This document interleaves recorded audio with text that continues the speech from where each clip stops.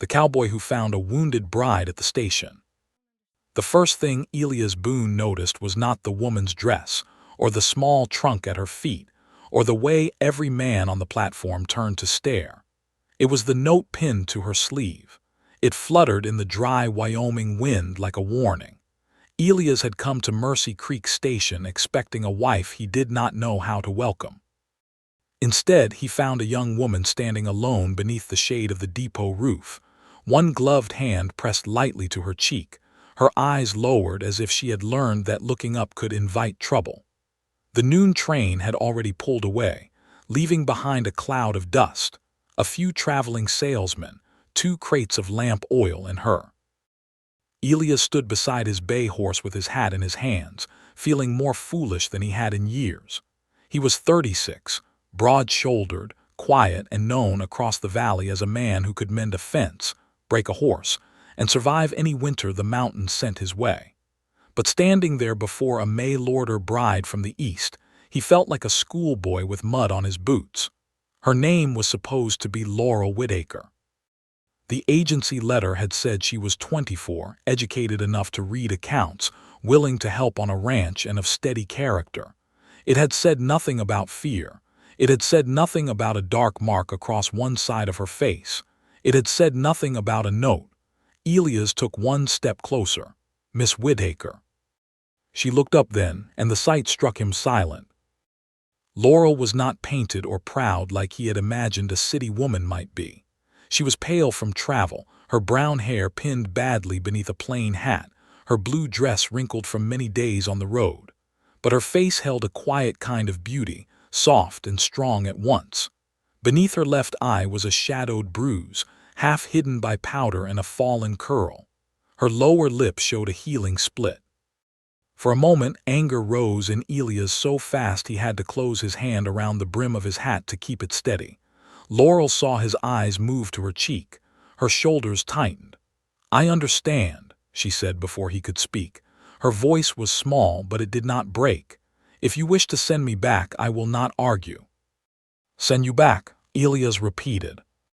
She reached for the paper pinned to her sleeve and held it out with trembling fingers. "The woman at the bride office told me to give you this if I reached you alive." The words were calm, but they carried cold through him. Elias took the note. It was folded twice, written in a careful hand, and stained at one corner as if someone had cried over it before sealing it. "Mr. Boone, the woman sent to you is not arriving in the manner first promised. Miss Whittaker has come west in need of shelter, safety, and honest treatment. She has suffered under a man who had power over her. She is of legal age and traveling by her own choice. If you cannot accept this change, return her to our Denver office and your money will be refunded." Elias read the lines once, then again. The platform noise faded around him. Somewhere a wheel squeaked. A horse stamped. From the open door of the station house, Mr. Grady, the station clerk, pretended not to listen while listening with both ears. Elias folded the note slowly. "Who hurt you?" he asked. Laurel's gaze shifted past him toward the empty tracks. "Someone I will not name here." That answer told Elias more than any long story could have. He looked at the small trunk beside her. It was old, with one broken corner tied in place by string. Beside it sat a cloth bag, thin and soft, as if it held nearly nothing. This was not a bride arriving with dreams. This was a woman running with whatever she could carry. He handed the note back, but she did not take it. "Please," she whispered. "You should know before you decide. I may not be the wife you paid for." Elias felt something sharp twist in his chest. He had not wanted to buy a woman. He hated that the world had put it in those words. He had written to the agency after 3 winters alone in a cabin where the silence had grown so heavy it felt like another person sitting at the table. He had asked for a companion, a partner, someone willing to build a life on hard land. He had not asked for a frightened woman with a bruised face. But now that she stood before him, he knew one thing with a clarity that startled him. No decent man would send her back into danger. "Miss Whittaker," he said, his voice low enough that only she could hear, "you are not alone now." Her mouth parted slightly. She stared at him as if kindness was a language she had once known but forgotten. "You still want me to come with you?" "I want you safe," Elias said. "Everything else can wait." For the first time, the fear in her eyes wavered. Not gone, not healed, but loosened enough for her to breathe. "My ranch is 9 miles north," he continued. "It is not fine. The roof complains in wind and the stove smokes when it feels mean. But there is food, a clean bed, and a door that locks." At that, her eyes filled, though she blinked quickly and held herself straight. "A locked door sounds fine," she said. Elias picked up her trunk before she could reach for it. It was lighter than he expected, and that made him angrier than if it had weighed 100 pounds. A woman leaving her whole life behind should have had more than this. As he tied the trunk behind his saddle, he felt the station clerk watching from the doorway. "You sure about this, Boone?" Mr. Grady called. "Folks are bound to talk." Elias turned just enough to answer. "Let them talk about me then." Laurel looked at him sharply, as if no one had ever stood between her and shame before. He helped her onto the horse with careful hands, touching only her elbow and the side of the saddle. When he mounted behind her, he left as much space as he could, though the saddle did not allow much. She sat stiff as fence wire, her gloved hands clenched in the mane. "We can go slow," he said. "I am not afraid of horses," she answered. "No," Elias said, looking toward the long road out of town. "I did not think it was the horse." She did not reply. They rode out of Mercy Creek under the hard afternoon sun. Behind them, curtains shifted in windows. Men paused outside the mercantile. 2 women near the church steps leaned close and whispered. Laurel kept her face forward, but Elias saw the tremble in her shoulders. The land opened before them in waves of grass, dust, and pale hills. Far ahead, the Wind River peaks rose blue and white against the sky. Elias had crossed that road hundreds of times alone. He knew every bend, every dry wash, every cottonwood leaning over the creek. But that day, with Laurel Whittaker sitting in front of him, carrying a secret pin to her sleeve and pain hidden beneath powder, the road felt different. It felt like the beginning of a storm. Halfway home, a rider appeared on the ridge behind them. Elias noticed him first in the corner of his eye, a dark shape against the sunlit grass. The man was too far to name, too still to be passing by chance. Laurel felt Elias shift. "What is it?" she asked. "Nothing yet," he said, but his hand tightened on the reins. The rider on the ridge did not come closer. He simply watched them ride toward the lonely ranch. The rider stayed on the ridge until Elias and Laurel passed into the lower valley. Elias did not look back too often. A man who kept looking behind him told the world he was afraid.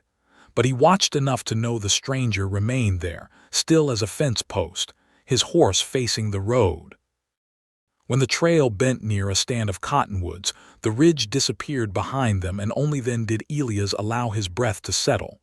Laurel had felt all of it. He knew by the way her hand stayed tight in the horse's mane. "The rider is gone from sight," Elias said. She did not turn. Was he following us? Could be he was only watching the road. Men do not watch roads without wanting something. The answer was quiet, but it had the weight of bitter learning. Elias guided the bay across a shallow creek. The horse stepped carefully over slick stones, water flashing around its hooves. Laurel leaned forward slightly, and Elias kept one hand near her waist without touching her, ready in case she slipped. "You have sharp eyes," he said. "I learned to notice doors, voices, and footsteps," she replied. "It helps a woman know when to keep still." Elias said nothing for a while. The Wyoming wind moved through the grass with a dry whisper. Meadowlarks called from the fence line.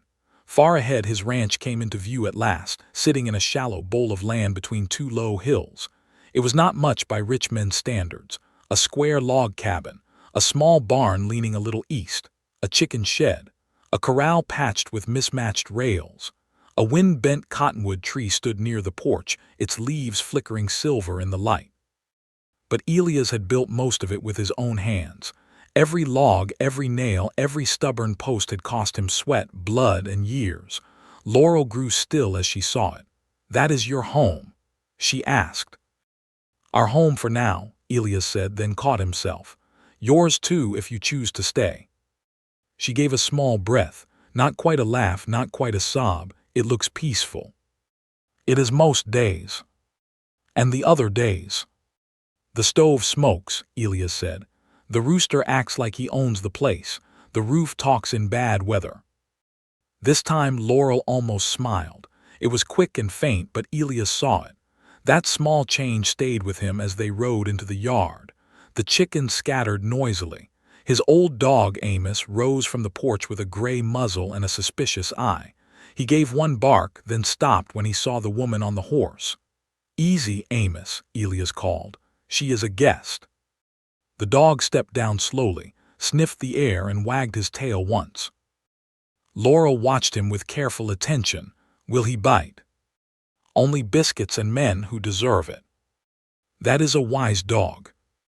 Elias dismounted first, then helped her down.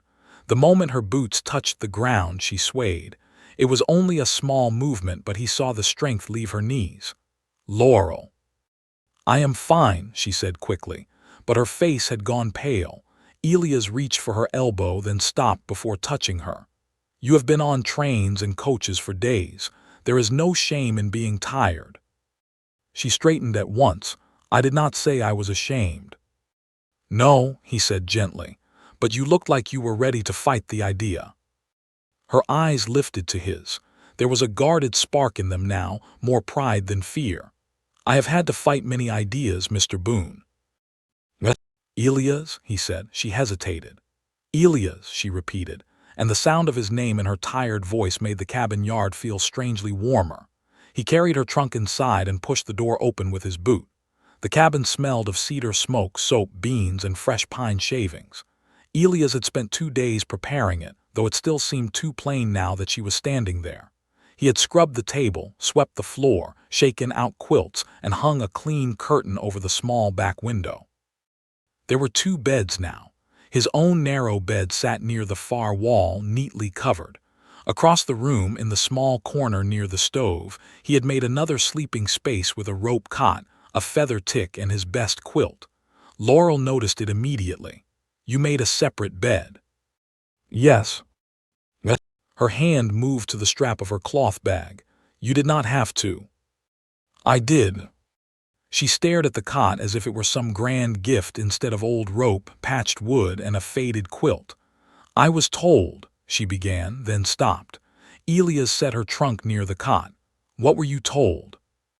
Her throat moved as she swallowed. That a mail-order bride should not expect privacy. The words settled hard between them. Elias felt heat rise behind his ribs, but he kept his face calm. Anger would not help her, not if she thought anger always led to harm. "You can expect it here," he said.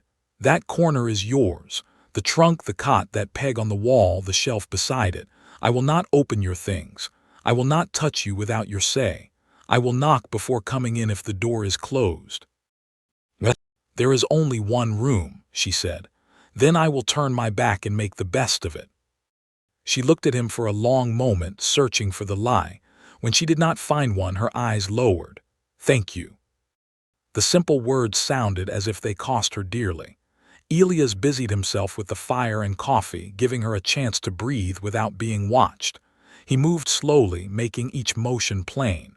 He hung his hat on the wall, set the kettle on the stove, and pulled beans from the shelf. "You are hungry," he said. "Do not tell me no unless it is true." Laurel stood near her cot, still holding her bag. "I have not eaten since morning." "Then morning was too long ago." "I can cook." "You can sit." "I should help." "You should sit," Elias said again, not sharply but firmly enough that the words held. Something flashed across her face. For a second he wondered if he had sounded too commanding. Then her chin lifted. "I will sit because I choose to, not because I am ordered." Elias nodded once. "Fair." She sat slowly at the table, one hand braced on the chair as though even that small act required courage. Amos came in and settled near her feet. Laurel looked down, surprised. "He does not usually warm to strangers," Elias said. "Maybe he knows I have nothing worth stealing." The attempt at humor was thin. Elias heard the ache beneath it. He ladled beans into bowls, sliced the bread he had bought in town, and set a cup of coffee near her hand. She ate carefully at first, then with the quiet hunger of someone who had been rationing herself. Elias pretended not to notice. He looked out the window toward the northern hill instead. No rider, no dust. Still, unease stayed with him. When supper was finished, Laurel rose and reached for the dishes. Elias shook his head. "Leave them. I cannot let you do everything. You just crossed half the country with a bruised face and a note pinned to your sleeve. Tonight, I can wash 2 bowls." Her hand froze on the plate, the fire cracked softly. "I did not pin it there," she whispered. "The agency woman did. She said if something happened and I could not speak, at least the note might." Elias looked at her then.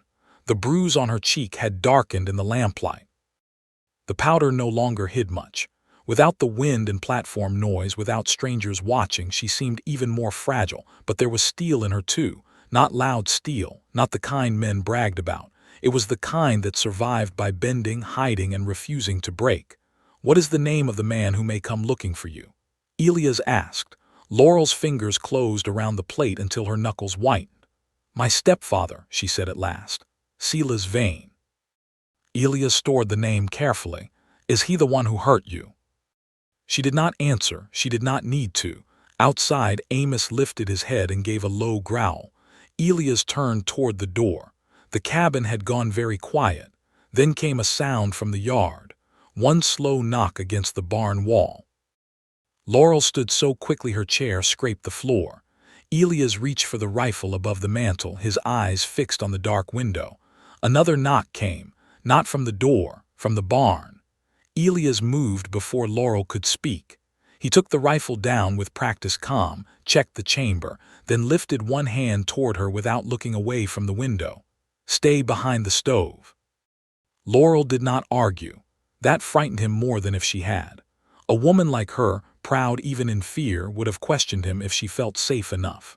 Instead, she stepped back into the shadow beside the stove, one hand pressed to the wooden shelf as if the whole cabin might tilt beneath her feet.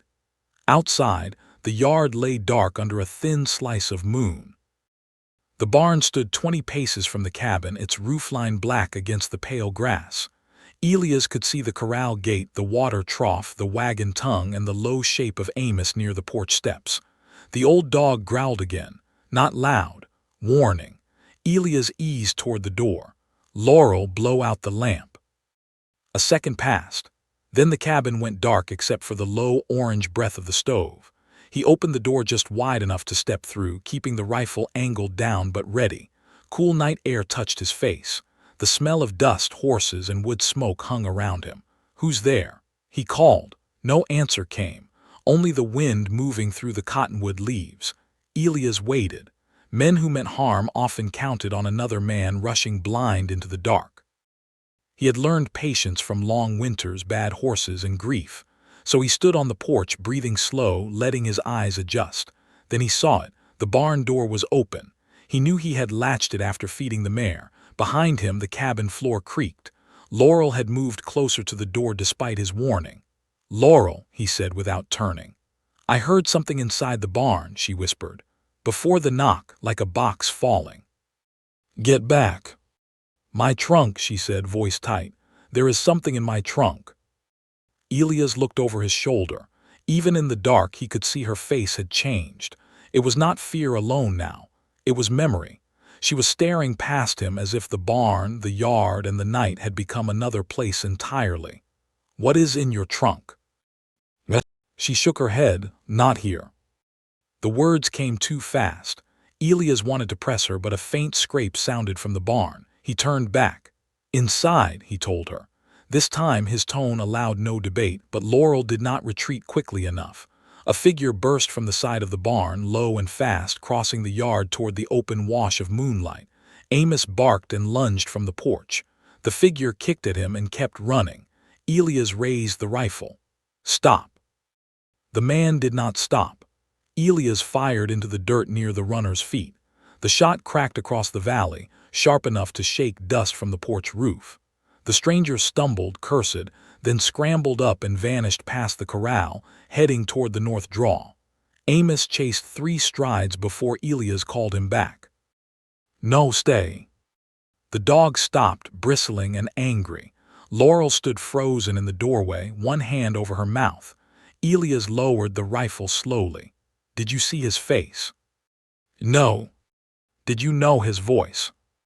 She listened to the fading sound of a horse breaking into a hard run somewhere beyond the draw. Then she nodded once. Elias felt the night close tighter around them. "Who was it?" Her answer came barely above the wind. "Silas has men who travel for him, men he pays to scare people. One of them has a limp. When he runs, one boot drags." Elias had seen the stumble, heard the uneven rhythm. "What is his name?" "Bram Cole." Elias repeated it in his mind. Silas Vane, Bram Cole, 2 names now tied to the fear that had followed Laurel west. He stepped down from the porch and crossed the yard with the rifle ready. "Stay by the door." Laurel obeyed, but he felt her eyes on his back. Inside the barn, the horses shifted uneasily. The mare had pulled against her rope, showing the whites of her eyes. A lantern hung unlit from a peg. Elias struck a match and raised the small flame until it caught the wick. Golden light spread over the rough walls. At first, nothing seemed changed. Then he saw the feed bin open. A saddle blanket tossed aside. The small loft ladder pulled down. And near the rear wall, beneath a pile of burlap sacks, fresh dirt marked the floor. Elias frowned. He knelt, swept the sacks away, and found a shallow hole dug where the floorboards did not reach. In the hole lay a small tin box. It was not his. He carried it outside. Laurel's face drained of what little color it had. "No," she whispered. "You know this box." She reached for it, then stopped herself. Her fingers trembled in the moonlight. "It belonged to my mother." Elias looked down at the tin. It was dented, rusted along one edge, tied shut with a strip of faded green ribbon. Not valuable to the eye, but from the way Laurel stared at it, it might as well have held her beating heart. "How did it get in my barn?" he asked. "I hid it in my trunk lining," she said. "Before I left Denver, I thought no one knew." "Bram Cole knew." "No," she said, shaking her head. "He could not have, unless he searched my things before the train, or unless someone at the station sent word." Elias remembered Mr. Grady pretending not to listen. He remembered the rider on the ridge. He remembered the way small towns could sell a secret faster than coffee. "What is inside?" he asked. Laurel looked toward the dark road, then back to the box. "Proof," she said. The word carried more danger than any scream. Elias led her inside, latched the door, and placed the tin box on the table. He relit the lamp low, then stood back as she untied the ribbon. Her hands shook so badly the knot would not loosen. "Let me," he said. She pulled the box closer. "I need to do it." So he waited. After a struggle, the ribbon fell loose. Laurel opened the lid. Inside were papers wrapped in oilcloth, a small photograph, a wedding ring, a folded letter yellowed with age, and a document with a county seal stamped in blue wax. Laurel touched the top page like it might disappear. "My mother's will," she said, "and my true birth record." Elias watched her carefully. "You said your stepfather had power over you." "He still believes he does," she said, "or wants others to believe it. My mother died when I was 17. Silas became guardian over her property until I turned 21. But when my birthday came, he told everyone I was only 19. He had another paper made, a false one. He said I was confused from grief if I argued." Her voice stayed even, but her eyes shone. "He stole from you." "Yes, and tried to keep you under his hand." She closed the box, then opened it again, as if needing to be sure the papers were still there. "He tried to marry me to a banker in Cheyenne. A man who knew about the money and did not care how Silas got it. When I refused, Silas said I had no legal voice. He said he could sign for me. He said a woman with no protector could be made to obey." Elias' jaw tightened. Laurel looked at him then, really looked. "That is why I answered the agency. Not because I dreamed of marriage. Not because I was brave. Because I needed a name far from his reach, and I needed a man the agency believed was honest enough not to use me the same way. The confession filled the cabin with a heavy silence. Elias could have felt insulted. Another man might have. But as he looked at her bruised face, her trembling hands, and the mother's papers she had carried across miles of danger, he felt only a deep ache. "You do not owe me a wife's duty because you needed safety," he said. Laurel stared at him. "You hear me?" he asked. "Whatever the agency arranged, whatever papers they sent, you owe me nothing but truth, and you have given me more of it tonight than most people give in a lifetime." Her eyes broke then. Tears slipped down her face, silent and sudden. She turned away quickly, ashamed of them. Elias took a clean handkerchief from his pocket and set it on the table near her hand. He did not touch her. After a moment she picked it up. "I thought if you knew I came for protection, you would despise me." "I have known men worth despising," Elias said. "A woman trying to live is not one of them." Outside, the wind pushed against the cabin walls. Laurel wiped her face and drew a shaking breath. "He will come." "Silas." She nodded. "If Bram found the box, he will tell him I have proof. Silas cannot let me reach a judge with those papers." Elias crossed to the window and looked out into the yard. The barn door still hung open, moving slightly with the wind. Beyond it, the north draw sat black and quiet. "He will not take you from here." "You cannot promise that." Elias turned back to her. "I can promise he will not find you standing alone." For a long moment neither of them spoke. Then Amos barked again, once, twice, not toward the barn this time, toward the road. Elias lifted the rifle from beside the door and moved to the window. Far beyond the cottonwood a lantern appeared in the dark, swaying slowly. Then another. Two lights, coming toward the ranch.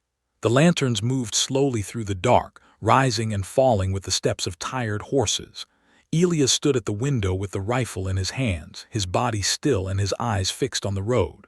Laurel remained near the table, one hand resting on the tin box as if it might be stolen again if she looked away. The lamp inside the cabin burned low, throwing more shadow than light. Amos growled from the porch. The first lantern dipped near the creek crossing. The second followed close behind. "Two riders," Elias said. Laurel's fingers tightened on the edge of the table. "Bram came alone." "Maybe he did not stay alone." The words were plain, but they pulled the last color from her face. Elias looked over his shoulder. "Take the box and stand behind the chimney wall. I will not hide while you face them." "You are not hiding," he said. "You are keeping the proof safe." That reached her. She gathered the tin box against her chest and moved behind the jut of stone near the fireplace. It was not a true hiding place, but from the door it would keep her half covered. Elias stepped onto the porch, pulling the door nearly shut behind him. The night felt colder now. "State your names," he called. The lantern stopped beyond the yard. A familiar voice answered. "Do not shoot, Boone. It is Marshal Dutton." Elias did not lower the rifle right away. Raise the lantern. One of the riders lifted his light. In the glow, Elias saw a square face under a worn hat, a gray mustache, and the brass star pinned to a dusty coat. Beside him sat a younger man with narrow shoulders and a nervous seat. Elias knew Marshal Aaron Dutton from Mercy Creek. He was not a warm man, but he was steady, and steady counted for plenty in hard country. "What brings you to my place after dark?" Elias asked. "Trouble," Dutton said. "The kind that already passed this way by the look of your barn door." Elias lowered the rifle a few inches. "Come slow." The marshal and the young deputy rode into the yard. Amos kept growling until Elias gave him a sharp word. The riders dismounted near the porch but did not come closer. Dutton looked toward the barn, then at the rifle in Elias' hand. "Somebody tried you tonight." "Man broke into my barn." "Did you see him?" "Not his face. He ran north." The marshal's jaw tightened, limp. Elias' eyes narrowed. "You know him?" "I know of him, Bram Cole, hired hand for Silas Vane." Behind the cabin door, Laurel made a small sound. Elias heard it, though the marshal may not have. Dutton removed his hat and rubbed a hand over his graying hair. That is why I came. A man reached town near sundown asking questions about a woman. Brown hair, Eastern manners, bruised cheek, traveling under the name Laurel Whitaker. Elias felt anger move through him again, slow and heavy this time. Who was asking? Not Vane himself, Dutton said. Cole. He bought whiskey at Miller's saloon, talked too freely, then slipped out when I sent Deputy Price to bring him in. We tracked him north until the trail split. Figured he might try your place. He did. The marshal glanced at the door. Is Miss Whitaker inside? My guest is inside, Elias said. Dutton understood the warning and the answer. He nodded once. I am not here to take her. The door opened before Elias could answer. Laurel stepped onto the porch with the tin box in her arms. Her face was pale, her bruise plain in the lantern glow, but her chin was lifted. The wind moved loose strands of hair against her cheek. I am here by my own choice, Marshal, she said. Dutton turned toward her with a softness Elias had not expected.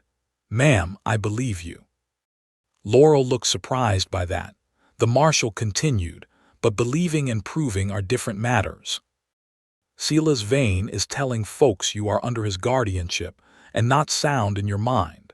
He claims Mr. Boone took you for money. A bitter little breath left Laurel. Of course he does. Elias stepped down from the porch. She has proof. Laurel looked at him quickly, fear crossing her face. He understood. Proof was power, and power in the wrong hands became a weapon. Dutton saw the look too. I do not need to hold it tonight, the marshal said, but I need to know what kind of proof. Laurel pressed the box tighter to her.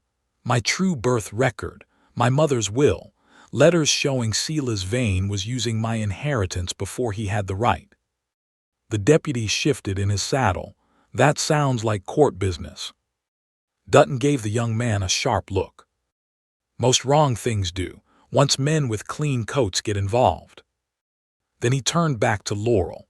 Ma'am, if those papers are real, you need to get them before a judge in Laramie or Cheyenne. Not tomorrow perhaps, but soon. Laurel looked toward the dark hills beyond the yard. He will not let me reach one. No, Dutton said, he likely will not. Elias stepped closer to the porch. Then she stays here. The marshal studied him. For tonight, yes, but understand me, Boone. If Vane comes with hired men, your cabin walls will not make law, they will only make splinters. Laurel flinched. Elias' voice stayed quiet. What do you suggest? First light, I send word to Judge Marlowe in Laramie. He owes me a favor from an old rustling case. If he agrees to hear Miss Whitaker's statement, we move her under escort. No, Laurel said at once. Everyone looked at her. She swallowed, then spoke again with more control. No, I will not run from one place to another while Silas decides when I may breathe. I have been carried by other people's decisions long enough. Elias saw something change in her as she stood there. Fear was still present. It trembled in her hands and shadowed her eyes, but beneath it was a line being drawn. This is exactly why I kept the papers, she said. Not just to hide, to stand one day and tell the truth. Dutton nodded slowly. Truth is stronger when it lives long enough to be heard. Then help me make it heard. The marshal's mouth tightened beneath his mustache, as if he respected her answer but did not like the danger around it. I can help, but you need to listen careful. Cole may come back before dawn. He may not. If he does, he will not come knocking next time. Elias looked toward the open barn. I will sleep on the porch, he said. You will sleep nowhere if you stand watch all night and miss what comes at sunrise, Dutton replied. My deputy and I will sit in the barn until morning. You bolt the cabin. Keep one lamp low. If anyone calls your name, do not open unless you hear mine. Laurel's eyes moved to Elias. I do not want more men hurt because of me. Dutton put his hat back on. Men like Cole hurt people whether you exist or not, ma'am. Do not give yourself credit for their evil.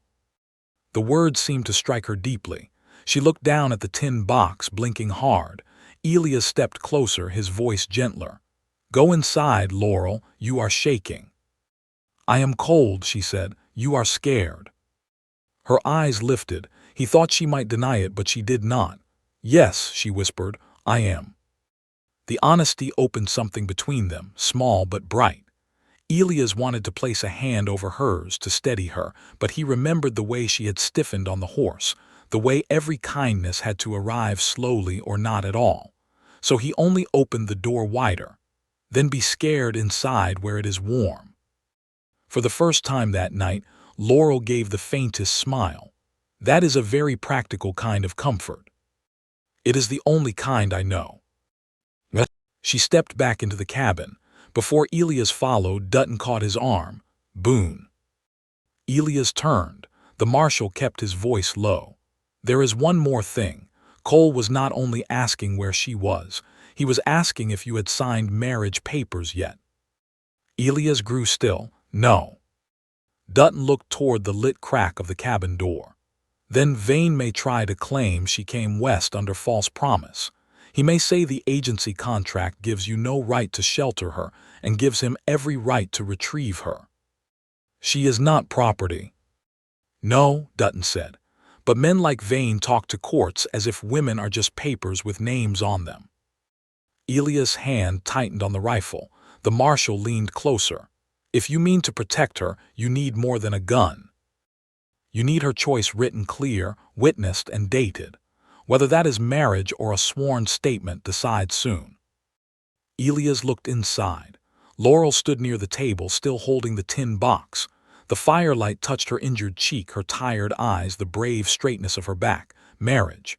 The word felt too large for the moment, too dangerous, too easily made into another cage.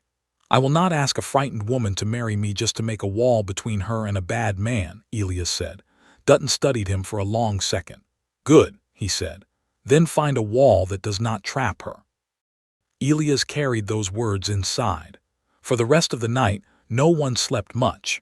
The marshal and deputy kept watch from the barn.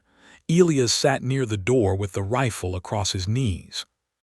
Laurel sat by the stove wrapped in his spare quilt, the tin box under her feet, staring into the fire as if it held the faces of every person she had lost. Near midnight she spoke. "Elias." He turned toward her. "If people hear my story, some will still believe him." "Yes," Elias said, her lips pressed together. "Why?" "Because some folks like a powerful man's lie better than a frightened woman's truth. It costs them less." Laurel looked at him across the dim cabin. "And you?" "I saw your face before I heard your story," he said. "I saw enough." Her eyes shone. After a quiet moment, she whispered, "If this moment touches anyone's heart, they should stay with the story, because the truth is only beginning to rise." Elias did not fully understand why she said it that way, almost as if speaking to the dark beyond the room. But the words felt true all the same. Just before dawn, the horses in the barn screamed. Elias was on his feet at once. A gunshot cracked outside. Then Marshal Dutton shouted from the yard, "Boone, fire!" Elias reached the porch before Laurel could rise from the chair. The dawn outside was not yet full. The world lay in that thin gray hour when shapes looked half-made and every shadow seemed to breathe. From the barn came the wild stamping of frightened horses. Smoke curled from the rear wall, dark and fast, crawling upward where dry hay was stacked beneath the loft. Marshal Dutton stood near the open barn door with his pistol drawn, shouting orders at Deputy Price. "Get the horses loose."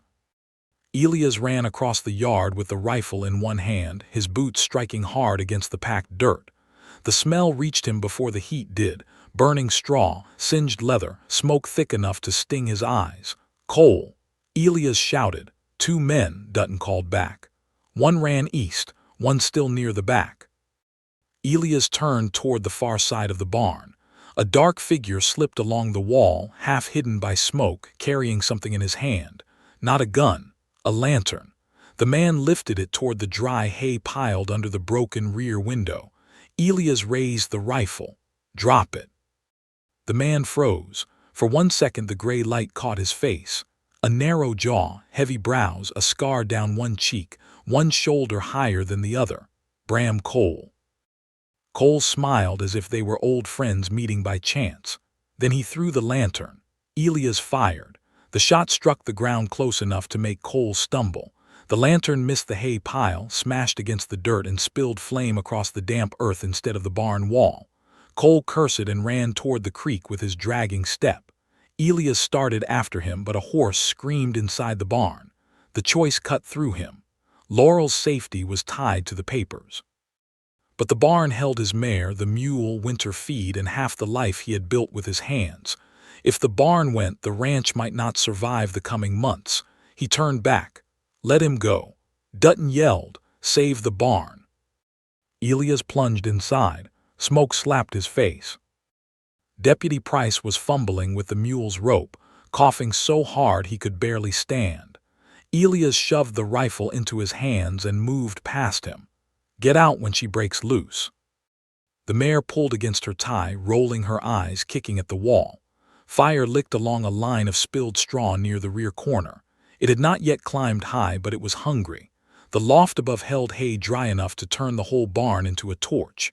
Elias grabbed a blanket from a peg, beat at the flames, then stamped them with his boots. Sparks jumped around him. Smoke filled his throat. His eyes watered, but he kept swinging until the fire thinned. Outside, Dutton and Price dragged the mule clear. The mare reared again, nearly snapping the rope. Elias reached her side slowly. "Easy, Juniper. Easy, girl." The animal tossed her head, wild with fear. The fire snapped behind him. Elias slid one hand along her neck, found the knot by touch, and worked it loose. The mare bolted the moment she was free, knocking him sideways into the stall rail. Pain shot through his shoulder. He grunted but stayed on his feet. A voice cut through the smoke. "Elias."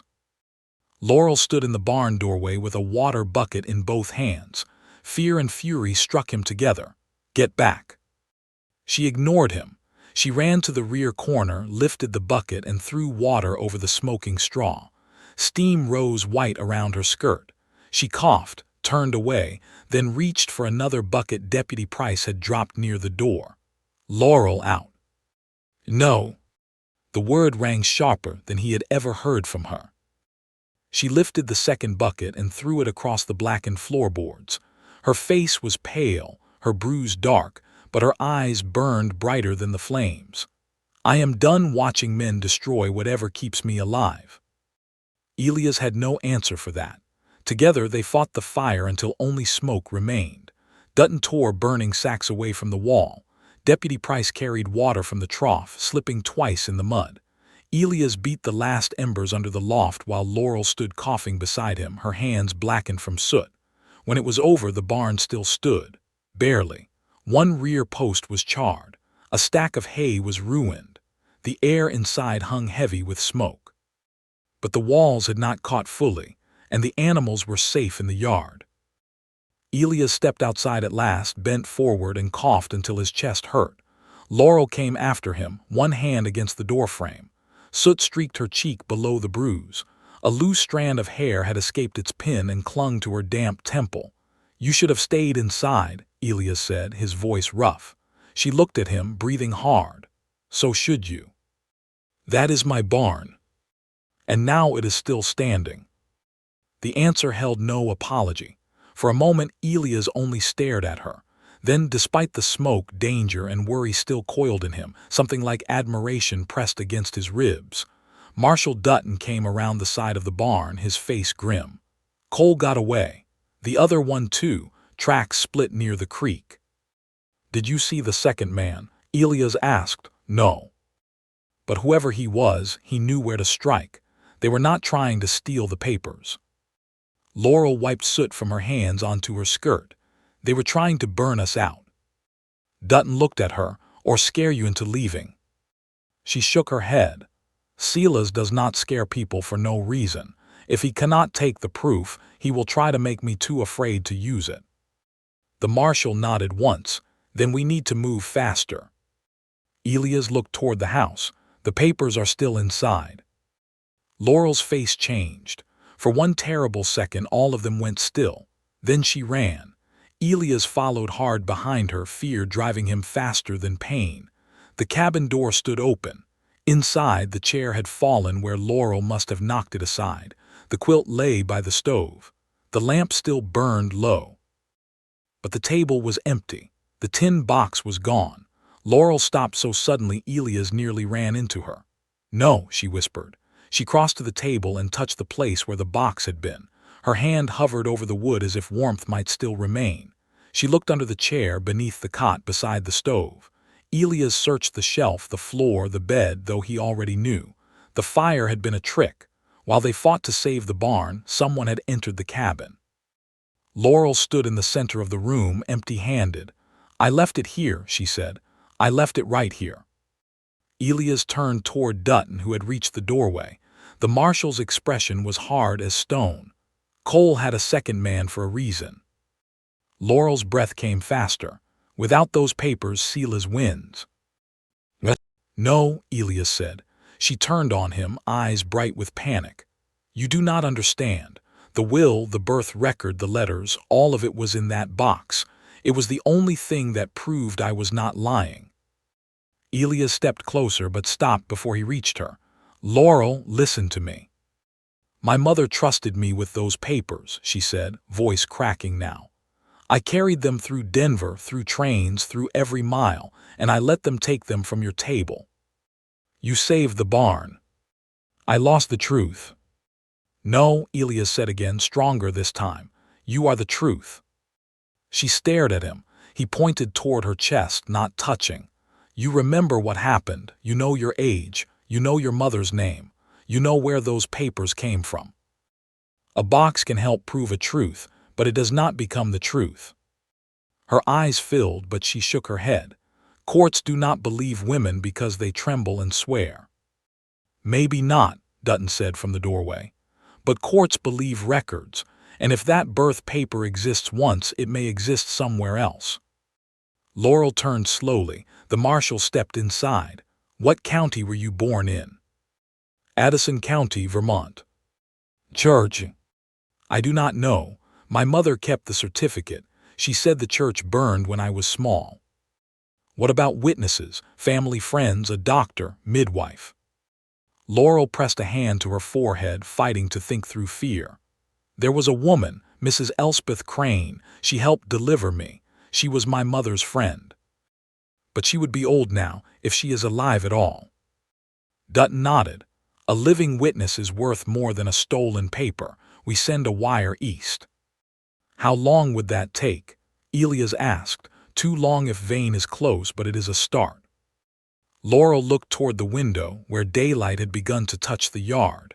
"Silas will come now. He has what he wanted." Elias moved to the window too. The road was empty, but he no longer trusted emptiness.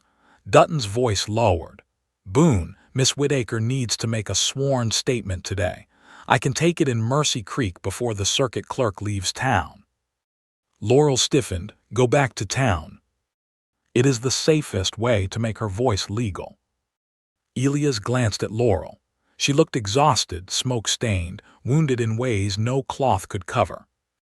Asking her to ride back toward people, whispers, and danger felt cruel, but doing nothing would be worse. "Laurel," he said, "it is your choice." Those words seemed to steady her more than any order could have. She drew a breath, wiped her sooty hands on her skirt, and looked from Elias to Dutton. "All my life, Silas made choices and called them protection," she said quietly. "If I stay here because fear tells me to, then he is still choosing for me." The cabin fell silent, then Laurel lifted her chin. "I will go to town." Elias nodded. "Then I go with you." Dutton looked from one to the other. "We leave within the hour." Laurel turned toward her small cot and reached for a clean shawl. Her hands still trembled, but her back was straight. Elias watched her and understood something he had missed before. He had thought the wounded woman at the station needed only shelter. But Laurel Whitaker needed more than a safe room, a locked door, or a man with a rifle. She needed the right to stand in the open and be believed. And before noon, the whole town of Mercy Creek would hear her speak. Mercy Creek did not know what to do with a woman who walked into town carrying smoke on her dress and truth in her eyes. By the time Elias, Laurel, Marshal Dutton, and Deputy Price rode down the main street, the morning had grown bright. Sunlight struck the windows of the mercantile, flashed off the watering trough, and turned the dust beneath the horses into pale gold. It should have been an ordinary day. Men should have been loading feed sacks. Women should have been choosing flour. Children should have been running errands with coins tight in their fists. Instead, doors opened. Curtains shifted. Whispers rose before the horses had even stopped. Laurel sat in front of Elias on the bay horse, wrapped in a clean brown shawl he had found for her before they left the ranch. It did not hide the soot on her cuffs or the faint bruise still marking her cheek. Elias felt the stiffness in her back, but she did not lower her head. The town saw her. That was what mattered. She had spent too long being hidden behind closed doors, behind false papers, behind a man's version of her life. Now she rode into Mercy Creek beneath the open sky, and even fear could not make her small again. Marshal Dutton dismounted first outside the clerk's office, a narrow building beside the station. The sign over the door read Territorial Records and Notices, though most people used it for land filings, marriage papers, and complaints about wandering cattle. "Inside," Dutton said, quickly. But quick was not possible in a small town with hungry eyes. Mr. Grady, the station clerk, stepped out from beneath the depot roof. His thin face held too much interest and too little shame. "Well now," he called, "looks like Boone brought his bride back sooner than expected." Elias turned his head slowly. Laurel's hand tightened on the saddle horn. Dutton looked at Grady. "This is official business." "Just making friendly talk, Marshal." "No," Dutton said. "You are making noise. Quit it." A few men outside the saloon laughed under their breath. Grady's mouth tightened, but he stepped back. Elias helped Laurel down. His hands remained careful at her waist, touching only long enough to steady her. When her boots met the ground, she swayed slightly from exhaustion. He saw it. So did several others, but before Elias could offer his arm, Laurel straightened. "I can walk," she whispered. "I know," Elias said. "I am walking beside you anyway." She looked up at him, and something quiet passed between them. Not dependence, trust. Inside the clerk's office, the air smelled of paper, ink, dust, and old tobacco. A long counter divided the public room from a wall of shelves and ledgers. Behind the counter stood Mr. Alvin Pike, the circuit clerk, a small man with careful spectacles and a nervous way of smoothing his sleeve. He looked from Dutton to Elias to Laurel. "I was told there was an urgent statement to record." "There is," Dutton said. "Miss Laurel Whitaker will give sworn testimony about her age, her property, and the unlawful actions of Silas Vane." Pike's eyes flicked to Laurel's bruised face. Then, like a man afraid of seeing too much, he looked down at his ledger. "Miss Whitaker," he said, "not Mrs. Boone." A silence followed. Elias felt every gaze land on him. Laurel spoke before he could. "Miss Whitaker," she said clearly, "for now." The clerk dipped his pen into ink. "Very well." For now, the words stayed with Elias longer than they should have. He did not want to think of marriage now, not with danger around her and pressure at her back. Yet hearing the town hear her say she was not his wife placed a strange ache inside him. Not because he believed she owed him that name. She did not. But because it left her more exposed to men like Vane, men who understood law only when it served them. Dutton seemed to read his thoughts. He stood near the door, arms crossed, watching the street through the front window. "Take it proper, Pike. Every word." The clerk nodded. "Raise your right hand, Miss Whitaker." Laurel raised it. Her fingers trembled. "Do you swear that the statement you give is true to the best of your knowledge before God and the territorial authority?" "I do." Her voice was soft, but it carried. Pike began writing. First, the words came slowly. Laurel gave her full name. Laurel Ann Whitaker, born in Addison County, Vermont, daughter of Miriam Whitaker and Daniel Whitaker, her father dead when she was young. Her mother remarried to Silas Vane, her mother's property placed under his management after her death. Her 21st birthday reached in April. Then came the harder part, the false record, the stolen inheritance, the marriage he had tried to force. Her hand lowered to her side and gripped her skirt. Elias saw her nails press into the fabric. Pike paused.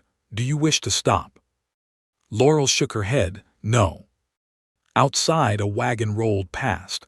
Someone laughed, then fell silent near the window. Laurel continued. Silas Vane told me I had no right to refuse Mr. Harrow because I was under his guardianship. He said my mother's papers meant nothing because he had newer ones. When I asked to see those newer papers, he locked me in my room for 2 days. Pike's pen slowed. Elias felt his body go rigid. Laurel did not look at him. If she had, she might not have been able to continue. He struck me the night I left, she said. The mark on my face is from his hand. I went to the Western Marriage Agency because Mrs. Bell at that office had once known my mother's cousin. She helped me leave before Mr. Harrow's men could take me back. Pike swallowed. His pen scratched again. I carried my mother's will, my birth record, and letters showing Silas had spent from the estate. Those papers were stolen this morning from Mr. Boone's cabin while hired men set fire to his barn. At that, the clerk stopped writing fully. Stolen from Mr. Boone's cabin. Dutton's voice cut in. I saw evidence of the break-in and the fire. Add that. Pike wrote quickly. Laurel's voice changed when she spoke again. It grew quieter but stronger too, as if the deepest truth did not need to shout. I am not confused. I am not a runaway child. I am not property under Silas Vane's hand. I came west by choice. I remain here by choice. And I ask the law to recognize my age, my freedom, and my right to speak for myself. The room went still. Even Deputy Price stopped shifting his feet. Elias looked at Laurel and felt pride rise in him, so sharp it nearly hurt. She stood there with soot on her sleeves, a bruise fading on her cheek, and exhaustion beneath her eyes. Yet in that moment no fine lady in any Eastern parlor could have looked more dignified. Pike sanded the page with shaking fingers. I will need your signature, he said. Laurel stepped to the counter. Her hand trembled as she took the pen. One drop of ink fell near the bottom of the page. She paused, drew a breath, then wrote her name. Laurel N. Whitaker. Not Vane, not Boone, her own. Dutton leaned over the page. Make 3 copies, one for my office, one for Judge Marlowe in Laramie, one for Miss Whitaker. Pike nodded. That may take some time. Then start. Before the clerk could answer, the front door opened. A man in a dark traveling coat stepped inside. Everyone turned. He was well-dressed, too well-dressed for Mercy Creek dust.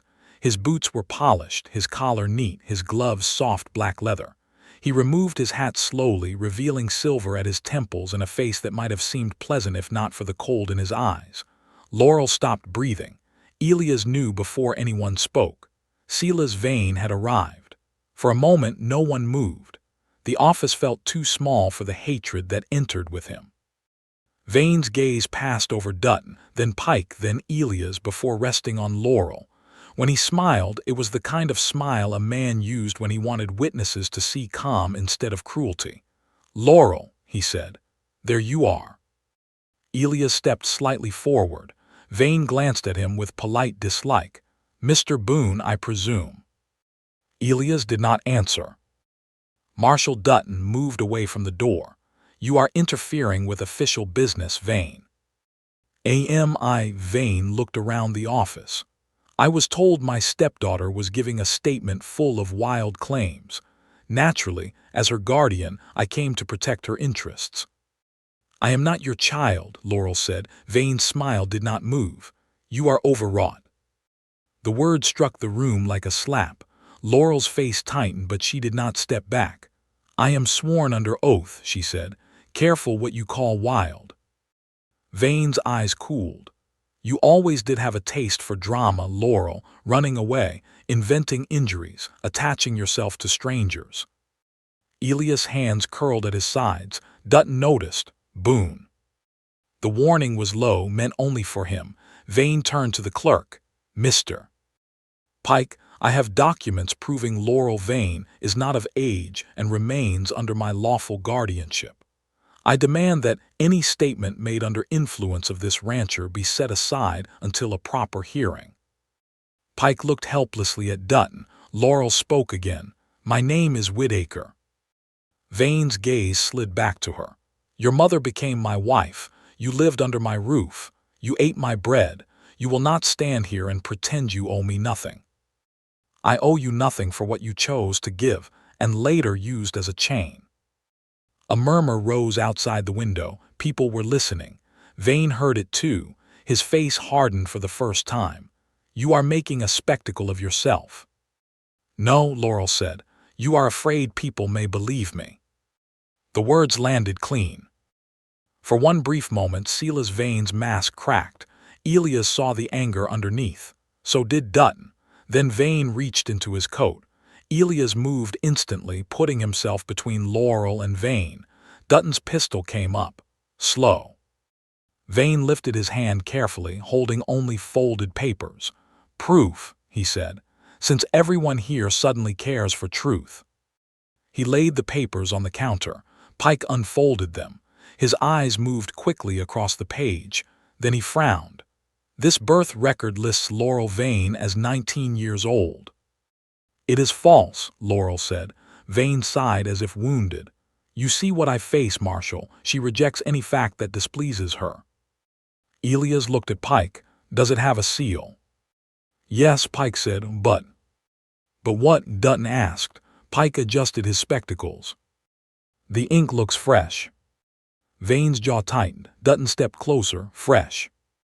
Pike looked nervous but continued. "The seal claims to be from Addison County, Vermont, but the paper stock is newer than most Eastern certificates I have seen, and the clerk's signature appears copied, not written in natural hand." A whisper moved outside like wind through grass. Vane's eyes went flat. "Are you calling me a forger, Mr. Pike?" Pike turned pale. Laurel looked at the papers, then at Vane. "You always did think fear made men blind," she said. Vane took one step toward her. "Enough." Elias blocked him fully now. "Do not step closer." The office held its breath. Vane looked at Elias as if noticing him for the first time as a real obstacle, not just a poor rancher with a borrowed bride. "You have no idea what you have brought into your life," Vane said softly. Elias met his eyes. "I know exactly who I let through my door." Behind him, Laurel whispered, "Elias." He did not turn, but her voice steadied him. Vane gathered his papers from the counter. "This is not finished." Dutton moved toward him. "No, it is not. You will remain in town until Judge Marlowe answers my wire, and if Bram Cole is found near Boone's ranch again, I will put you both in irons." Vane smiled again, but this time it was thinner. "Careful, Marshal. Men with badges can still be sued. And men with money can still be jailed." The marshal opened the door. Vane paused on the threshold and looked back at Laurel. "You think these people will stand with you forever?" he said. "Wait until they learn what your mother hid." Laurel went still. Something in her face changed. Elias saw it. So did Vane. The older man smiled, satisfied that the final arrow had struck, then stepped out into the bright Mercy Creek street. The door closed behind him. For a long moment no one spoke. Elias turned to Laurel. What did he mean? She stood beside the counter, her signed statement drying behind her, her face pale with a fear different from before.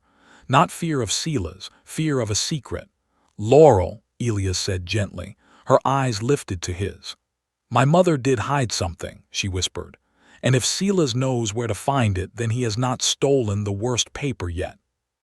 Laurel did not answer Elias inside the clerk's office. She could not. The room had too many eyes, too much dust-bright daylight, too much of Sela's Vane's voice still clinging to the walls. Her sworn statement lay drying on the counter, the ink dark and fresh, her own name written below words she had once been too afraid to speak. But one sentence had shaken her worse than the fire. "Wait until they learn what your mother hid." Marshal Dutton watched her with the careful patience of a man who knew panic when he saw it. "Miss Whittaker," he said quietly, "is there something else the judge will need to know?" Laurel looked at the clerk, then the deputy, then the window where half the town seemed to be breathing on the glass without showing their faces. "Not here," she whispered. Elias stepped closer, not touching her. "Then not here." Dutton nodded. "Pike, finish those copies. Keep the original statement locked in your strong drawer. If anyone asks to see it before I return, the answer is no." The clerk swallowed, even Mr. Vane. "Especially Mr. Vane." Pike nodded quickly and began sanding the page. Outside, Mercy Creek had gathered itself into a quiet crowd. No one stood too close to the door, but everyone found a reason to remain nearby. A woman across the street swept the same patch of porch again and again. Two men near the feed store pretended to check a wagon wheel. Mr. Grady lingered beneath the depot awning, thin arms crossed, eyes sharp with curiosity. Laurel felt the town watching before she stepped out. Elias felt it too. He walked beside her, not before her this time. That small choice did not pass unnoticed by Laurel. He could have shielded her with his body as he had when Silas entered. He could have made himself the wall again. Instead, he gave her room to stand upright under all that staring. The morning sun was bright enough to hurt. For a few seconds, no one spoke. Then a woman near the mercantile said, not softly enough, "That poor thing." Laurel's back stiffened. Poor thing. The words landed differently than cruelty. They wrapped pity around her throat until she could hardly breathe. Elias looked ready to turn, but Laurel shook her head once. "I want to go somewhere quiet," she said. Dutton pointed toward his office. "There." The marshal's office sat at the end of the street, beside the livery. Inside, it held one desk, 2 chairs, a rifle rack, a cold stove, and 2 cells with iron bars along the back wall. It smelled of oiled metal, dust, and old coffee. To Laurel, it felt safer than the clerk's office because the windows were small and the door could be watched. Dutton closed that door firmly behind them. Deputy Price remained outside. Elias stood near the stove. Laurel sat in the wooden chair by the desk, her hands folded around nothing. She suddenly missed the tin box with a grief so sharp it surprised her. It had held her mother's last proof, her mother's hand, her mother's voice. Without it, Laurel felt as if someone had stolen the dead from her all over again. Dutton removed his hat and set it on the desk. "Now," he said, "tell us what Vane meant." Laurel looked down at her hands. Smoke still darkened the edges of her fingernails. "My mother kept a second letter," she said. Elias' expression changed slightly. "Not in the tin box." "No," she drew a slow breath. "At least I do not think so. She told me once that some truths were too heavy to keep in one place." The marshal leaned against the desk. "What truth?" Laurel closed her eyes for a moment. When she opened them, she looked at Elias. "I am not Silas Vane's stepdaughter." Elias stayed very still. Dutton's brows drew together. "You said your mother married him." "She did," Laurel said, "but only after I was born. My father, Daniel Whittaker, died when I was very young. That is what I was told. That is what most people believed." "And it was not true?" Elias asked. Laurel's throat tightened. "Daniel Whittaker raised me for my first years. He loved me. I remember his hands lifting me onto a wagon seat. I remember him singing badly when he mended harness. I remember him carrying me through snow. But my mother told me before she died that he was not the man who gave me life." The office went quiet. Outside, a horse snorted near the rail. Dutton asked who was. "I do not know his name."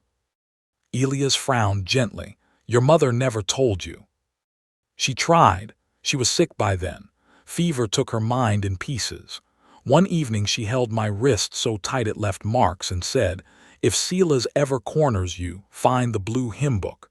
She said the man who could help me was named in a letter there." Then she started coughing, and by morning she could no longer speak clearly. "The blue hymn book," Elias repeated. Laurel nodded. "It belonged to her. She kept it in a trunk with her Sunday things. After she died, I looked for it, but Silas had already taken most of her belongings away. He said grief made me foolish and that old books were not worth crying over." Dutton rubbed a hand over his mustache. "And you think this letter proves your age?" "Maybe, or my birth, or something about Silas, I do not know." Her voice shook with frustration now. "I only know he was afraid of it, more afraid than he was of the will, more afraid than he was of the birth record." Elias watched her carefully. "Why did you not tell me?" Laurel looked away. It was the gentleness in his voice that hurt more than anger would have. "Because shame is a hard thing to put into words," she said. "Because men like Silas make a woman believe every secret about her life is her fault. Because when I came to your door, I already carried a bruised face, stolen papers, and a false arrangement. I could not bear to add one more thing that might make you regret taking me in." Elias crossed the room slowly, then stopped a few feet from her chair. "I do not regret it." She gave a small, broken smile. "You say that like it is simple." "It is." "No," she whispered. "It is kind. That is not the same as simple." The words settled between them. Dutton gave a rough cough and turned toward the window, pretending to study the street. The marshal was not a soft man, but even he seemed to know when a silence belonged to someone else. Elias lowered his voice.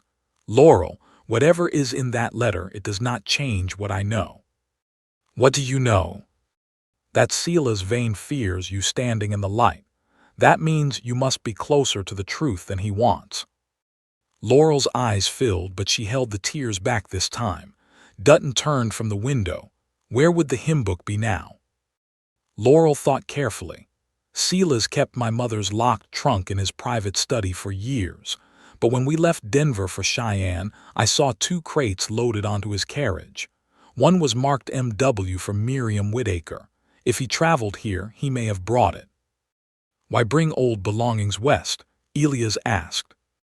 "To control what could be found," Dutton said, "or destroy it when needed." Laurel's face paled. "Then he may burn it." "Not if he still needs to know what is inside," Elias said. Dutton nodded. "Vane is staying at Miller's Hotel. If he has that crate, it may be in his room or locked in the hotel storage shed." Elias looked toward the door. "Can you search it?" "Not without legal cause strong enough to hold. Pike's doubt about the false birth paper helps, but it may not be enough. Judge Marlowe has not answered yet." "So we wait while he destroys proof?" Laurel asked. Dutton's mouth tightened. "I did not say that." A knock sounded at the office door. All 3 turned. Deputy Price opened it just wide enough to step in. "Marshal, Mrs. Bell from the church is here. Says she wants to speak to Miss Whittaker." Laurel stiffened. "I do not know her." Dutton looked to Elias, then back to the deputy. "Search her first." A moment later, a woman entered carrying a covered basket. She was in her late 40s, round-faced and plain-dressed, with tired eyes that missed very little. Her gray-brown hair was pinned beneath a bonnet, and flour dust marked one sleeve. "Laurel Whittaker?" she asked. Laurel rose slowly. "Yes." The woman's face softened. "I am Ruth Bell. My sister runs the Denver marriage office." Laurel gripped the back of the chair. "Mrs. Adeline Bell." Ruth nodded. "She wired me 3 days ago, but the message was delayed. She said if you reached Mercy Creek, you might need a friend before the law decided whether to have courage." Marshal Dutton snorted softly. "Sounds like Adeline." Ruth set the basket on the desk. "I brought food. People remember fear better with an empty stomach, and I would rather you remember strength." Laurel stared at her. A small kindness, so ordinary, so impossible, her mouth trembled. "Thank you." Ruth opened the basket and pulled back the cloth. Bread, cheese, apples, and a small jar of blackberry preserves filled the room with the smell of home. Not Laurel's home exactly, but the idea of one. "If this moment touches your heart," Ruth said, looking at Laurel with quiet warmth, "then you must not let shame be the loudest voice in the room." Laurel lowered her eyes, and this time a tear fell. Elias looked away to give her privacy. Ruth continued, "My sister also told me something else. She said you carried your mother's papers, but she feared there was another item, a hymn book." Laurel looked up sharply. She knew. She suspected. "Your mother once wrote to her years ago. They were not close, but they were acquainted. Adeline said if a blue hymn book still exists, it may name a man called Thomas Wren." The name meant nothing to Laurel, yet the moment Ruth said it, Deputy Price stepped forward from the door. "Thomas Wren." Dutton turned. "You know that name." The deputy looked uneasy. "There is a Thomas Wren buried outside Mercy Creek." Laurel's breath caught. Elias felt the room shift. "Buried," she whispered. Price nodded slowly. "Old grave north of town. My pa used to say he was killed 20 years back during a freight robbery. Stranger passing through. Nobody claimed him." Ruth Bell's face went pale. 20 years. Laurel's hand rose to her throat. "That would have been the year before I was born." Elias stepped closer. "Laurel." But she was no longer looking at him. She stared past all of them toward a truth that had suddenly stepped out of dust and into daylight. Dutton reached for his hat. "We need to see that grave." At that exact moment the church bell rang once. Then again, not for service, not for noon, a warning. Deputy Price rushed to the window and looked out. His face changed. "Marshal," he said, "Vane is leaving the hotel with a crate." For one heartbeat, no one moved. The warning bell kept ringing over Mercy Creek, each strike sharp enough to make the windows tremble. Outside, voices rose in confusion. Boots hit boardwalks. A horse cried out near the livery. Somewhere a woman shouted for her children to come inside. Deputy Price stayed at the window. "He has 2 men with him. They are loading the crate into a carriage." Laurel's face went white. "The hymn book," she whispered. Marshal Dutton was already moving. He pulled open the office door and stepped into the street. "Price with me. Boone, keep Miss Whittaker back." "No," Laurel said. Elias turned to her. "Laurel." "No," she repeated, stronger now. "If that crate holds my mother's things, I am not standing in another room while men decide whether my truth survives." Dutton looked back from the doorway. "This is not safe." Neither was silence. That stopped him for half a second. Then he gave one short nod. "Stay behind us. If I tell you to move, you move." Laurel glanced at Elias. "I know you want to protect me." "I do." "Then do not protect me out of my own life." The words cut deep, not because they were cruel, but because they were right. Elias swallowed the answer he wanted to give and offered his arm instead. "Then walk beside me until trouble starts." She took it. Her hand was cold. They stepped into the bright street together.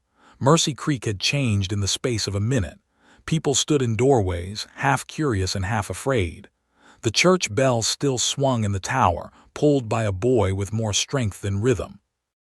At the far end of the street, outside Miller's Hotel, Silas Vane stood beside a black carriage with brass fittings and polished wheels that looked wrong against the dusty road. 2 hired men lifted a wooden crate from the hotel steps. One of them had a dragging boot. Bram Cole. Laurel's grip tightened on Elias' arm until her nails pressed through his sleeve. Vane saw them coming and smiled. Not wide, not warm, just enough to show he had expected this. Marshal Dutton raised his voice. "Vane, step away from that crate." Silas lifted both hands slightly, like a man offended by poor manners. "Marshal, I am checking out of the hotel. Has that become a crime in Wyoming?" "Depends what you are carrying." "My property." Laurel's voice shook, but it carried. "That crate belonged to my mother." Vane turned his smile on her. "Your mother's belongings came into my care after her passing. You left them behind when you ran away. I was not allowed to take them. You were not in a fit state to sort keepsakes." Elias felt Laurel sway. He stepped closer, but she held herself upright. Dutton walked toward the carriage, Deputy Price at his side. "Open it." Vane's eyes cooled. "On what authority?" "On the authority of a lawman who has a sworn statement, a suspected forged birth record, a burned barn, a stolen box, and a hired man with a limp standing beside your carriage." Bram Cole spat into the dirt. "Careful, Marshal." Dutton did not look at him. "You first." The crowd had grown thicker now. Mr. Grady stood near the depot. Ruth Bell stood outside the marshal's office, one hand pressed to her chest. The clerk Pike had stepped out with ink still on his fingers. Vane seemed to measure them all. Then he laughed softly. "You people are being led by a frightened girl and a lonely rancher. That is all this is." Laurel stepped forward. Elias almost reached for her, then stopped himself. "I am frightened," she said, her voice clear in the dust-bright street. "You made sure of that for years, but fear does not make me a liar." A murmur moved through the crowd. Vane's jaw tightened. "Enough." "No," Laurel said. "You have used that word too often." The street fell silent. Elias looked at her and saw the same woman from the station, but changed. The bruise was still there. The fear was still there. But she had stopped asking the world for permission to exist. Dutton pointed at the crate. "Open it, or I open it." Vane gave a sharp nod to Bram Cole. Cole hesitated, then pulled a small crowbar from the carriage floor. He pried at the crate lid with slow, angry movements. The first nail squealed free, then the second. When the lid loosened, he shoved it aside. Inside lay folded linens, a cracked picture frame, a woman's black shawl, 2 books, and a small cedar box. Laurel made a sound so soft only Elias heard it. "My mother's shawl." Vane moved toward the crate. "As you see, harmless sentimental rubbish." Dutton blocked him, hands back. Deputy Price lifted the first book. It was brown leather, not blue. He lifted the second. Laurel stopped breathing. The cover was faded blue cloth, worn pale along the edges. A hymn book. For a moment the world seemed to shrink to that small object in the deputy's hands. All the street noise, all the dust, all the watching faces faded behind the sight of it. Laurel stepped forward slowly. "Please." Deputy Price handed it to Dutton, and Dutton held it out to her. Vane moved. It happened fast. He lunged not at Dutton, not at Elias, but at Laurel. His gloved hand shot toward the hymn book, and with his other arm he shoved Deputy Price hard enough to send him stumbling into the carriage wheel. Elias pulled Laurel back. Dutton grabbed Vane's coat. Bram Cole swung the crowbar. The iron struck Dutton across the shoulder. The marshal staggered but did not fall. Elias released Laurel and drove forward, catching Cole around the middle before the man could swing again. They crashed into the side of the carriage. Horses screamed and pulled against their traces. "Run!" Vane shouted. One hired man leapt onto the driver's seat and snapped the reins. The carriage jerked forward with the crate still half loaded, spilling linens into the street. Laurel stood frozen with the hymn book clutched to her chest. Vane twisted free of Dutton and reached into his coat. Sunlight flashed on metal. A small pistol. Elias saw the movement and shoved Cole away. Laurel down. The shot cracked. The bullet struck the hotel sign above her, splintering wood. The crowd scattered with screams. Elias threw himself between Laurel and Vane as Dutton raised his pistol. "Drop it." Vane's face had lost all polish now. His hair had fallen loose, his eyes wild with fury. "She is mine to manage," he shouted. "Her mother ruined everything once, and I will not let the daughter finish it." Those words rang over the street. Everyone heard them. Laurel heard them most of all. She looked up from behind Elias, still holding the hymn book. "I was never yours." Vane aimed again. Before he could fire, Ruth Bell stepped from the boardwalk and flung her basket at his arm. The basket struck hard enough to spoil his aim. Dutton fired once into the ground near Vane's boots. Last warning. Deputy Price, recovered now, tackled Vane from the side. The pistol flew from his hand and skidded into the dust. Elias grabbed Cole before he could reach it. Cole fought like a trapped animal, but Elias had years of ranch strength in his arms and anger enough to hold him. Within moments, both men were down. Dutton snapped iron cuffs around Vane's wrists, wincing from the blow to his shoulder. Deputy Price cuffed Bram Cole, breathing hard and red-faced. The street remained silent except for the frightened horses and the distant creak of the carriage disappearing east with the second hired man. Vane, on his knees in the dirt, lifted his head and looked at Laurel. "You do not know what is in that book," he said. Laurel stood behind Elias, shaking, but she did not hide. "No," she said, "but I know you were willing to shoot me to keep it closed." The words moved through the crowd like a final verdict. Dutton hauled Vane to his feet. "Put them in the cells." As Deputy Price dragged Cole toward the marshal's office, Vane struggled once and looked around at the watching townspeople. "You fools," he spat. "You think she is some innocent flower. Ask her who her father was. Ask why her mother ran. Ask what blood she carries." Laurel flinched as if he had struck her again. Elias turned toward Vane, but Dutton stepped between them. "Do not give him what he wants," the marshal said. Elias forced himself still. Vane was shoved forward, his polished boots stumbling in Mercy Creek dust. The town watched him go. Only after the marshal's office door slammed shut did sound return. Low whispers, a crying child, a woman praying under her breath.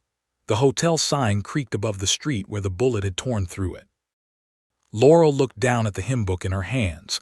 The blue cover was faded, but the pages were still bound. A ribbon marker hung near the middle, dark with age. Her thumb rested on it but did not pull. Elias spoke gently. "You do not have to open it here." "I think I do," she whispered. He understood. If she carried it away unopened, fear would ride with them.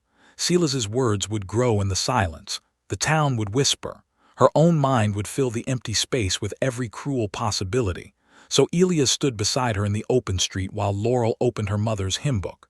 The first pages were ordinary, hymns, notes in the margin, a pressed violet so old it had become nearly transparent. Then Laurel reached the ribbon. A folded letter slipped from between the pages and fell into her hand. The paper was thin and yellow, sealed long ago with blue wax broken down the center. Across the front, in faded ink, was written, "For Laurel when she is old enough to seek the truth." Laurel's breath caught. Ruth Bell came closer, tears shining in her eyes. "That is your mother's hand." Laurel nodded. Her fingers trembled so badly she could barely unfold it. Elias leaned near. "I can read it if you want." Laurel shook her head. "No, she wrote it to me." The town stood around her, but for that moment she was alone with her mother. She opened the letter. Her eyes moved over the first line, then the second. Then she went still. Elias watched the color leave her face. "Laurel." She lifted her eyes to him. "My father," she whispered. "Thomas Wren was not killed in a freight robbery."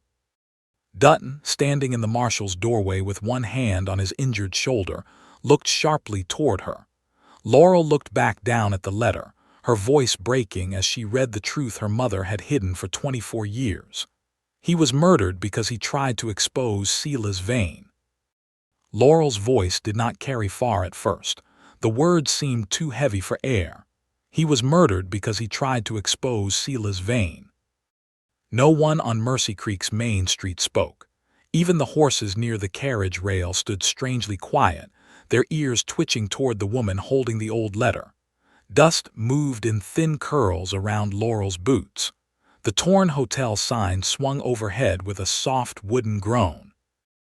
Elias stood beside her, close enough to catch her if her strength failed, but not so close that he took the moment from her. Marshal Dutton stepped down from the office porch, one hand pressed against his injured shoulder. His face had gone hard in a way Elias had only seen once before, when a rustler had laughed over a dead man's saddle. "Read it again," Dutton said. "Slow." Laurel looked at him, then at the faces gathered around her. Mr. Grady stood near the depot with his mouth slightly open. Mrs. Bell had one hand over her heart. The clerk, Mr. Pike, clutched a ledger to his chest as if he had forgotten why he brought it outside. Men who had whispered earlier now kept their eyes low. Laurel looked back at the letter. The paper trembled in her hands. "My dearest Laurel," she read, her voice thin but growing stronger with each word.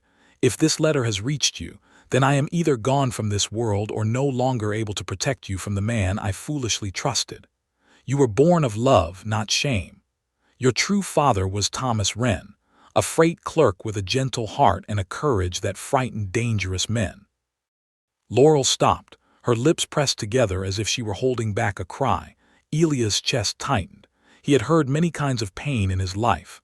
A calf calling for its mother, a man groaning under a broken wagon, his own father breathing his last in winter.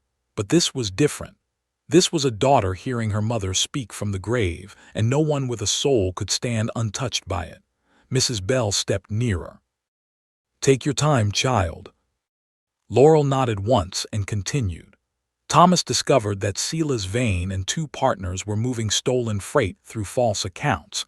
He planned to report them to the territorial officers. Before he could, He disappeared on the North Road outside Mercy Creek. Silas later told me Thomas had died during a robbery by strangers. I believed him until I found Thomas's journal page hidden among Silas's records. A murmur stirred the crowd. Dutton's eyes sharpened. Journal page. Laurel read on. I kept the page apart from the other papers. I feared Silas would search my trunk, so I placed the page in the back of the blue hymn book beneath the torn lining. If you find it, take it to a lawman who still honors his badge. Laurel stopped again and stared at the book. Elias looked at the hymn book in her hands. The lining. Her fingers moved at once, urgent now. She turned the book over, opened the back cover, and found the cloth edge where the inner paper had lifted with age. With careful hands, she slid one finger beneath it. Something crackled. She drew out a narrow, folded page, browned at the edges and worn soft along its creases. Marshal Dutton came closer. May I? Laurel held it a moment longer, then she gave it to him. The marshal unfolded the page. His eyes moved across the writing. His mouth tightened. What does it say? Elias asked.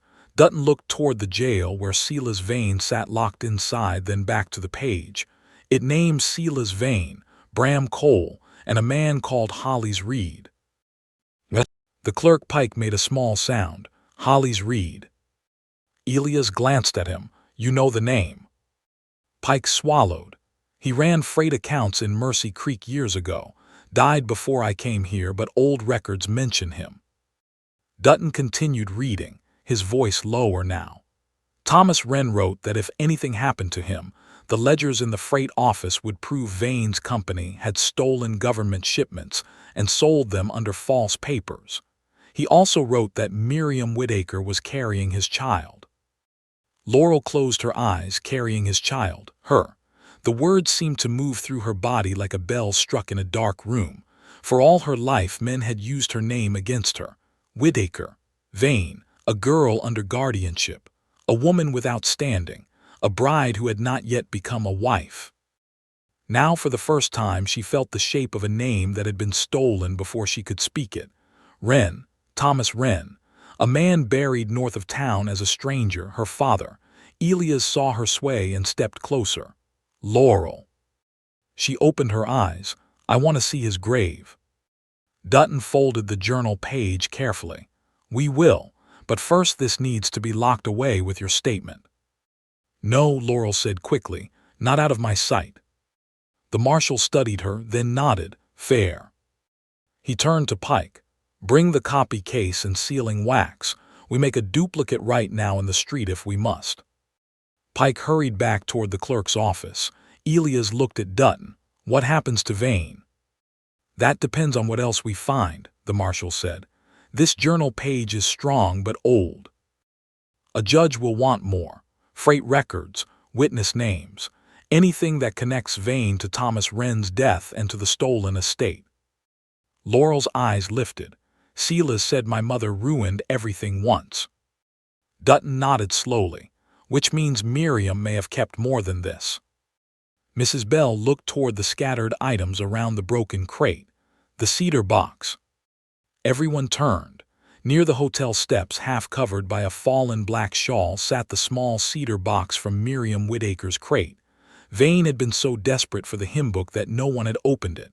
Elias crossed the street and picked it up. The box was plain but well made, with a brass clasp darkened by time. He brought it back to Laurel. Her fingers brushed the lid. I remember this, she whispered. It sat on my mother's dresser. She kept hairpins in it when I was little. Open it, Dutton said. Laurel lifted the clasp. Inside lay no hairpins.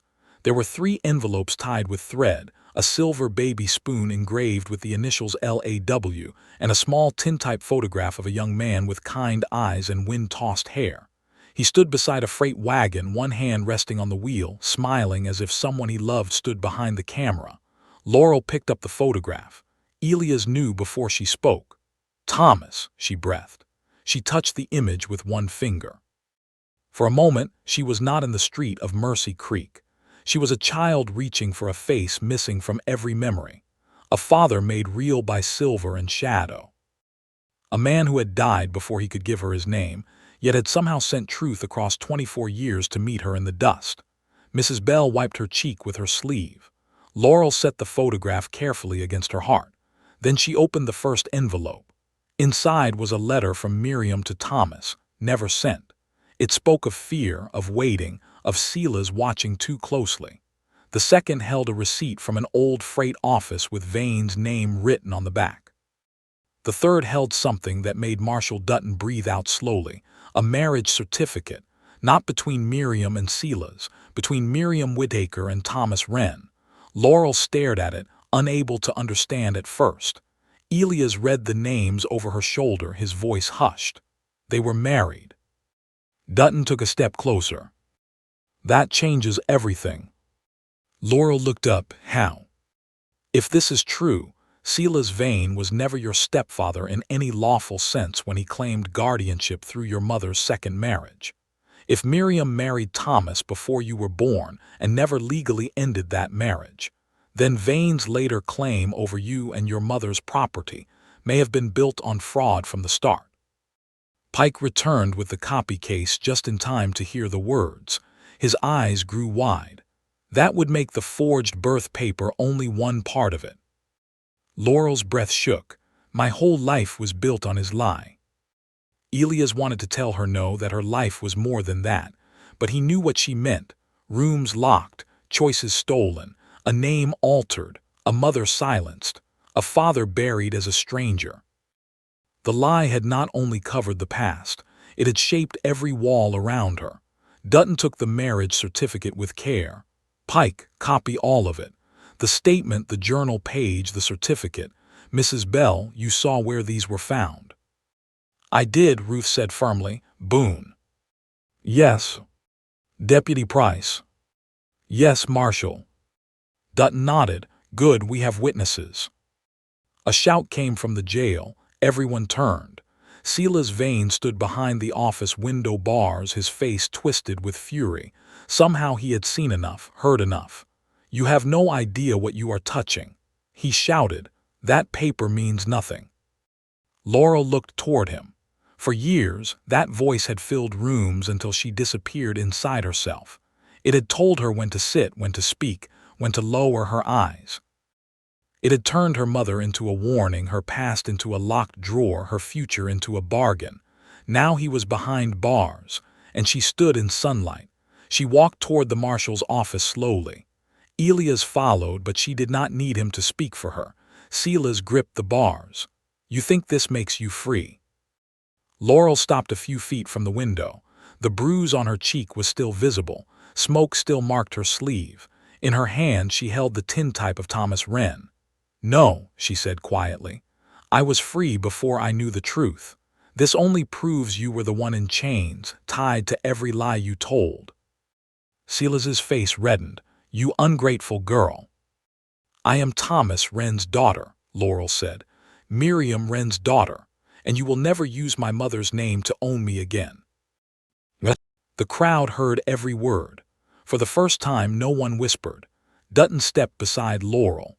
Vane, you will be held for attempted violence in my street, suspected forgery, theft of legal documents, and conspiracy in the burning at Boone's barn.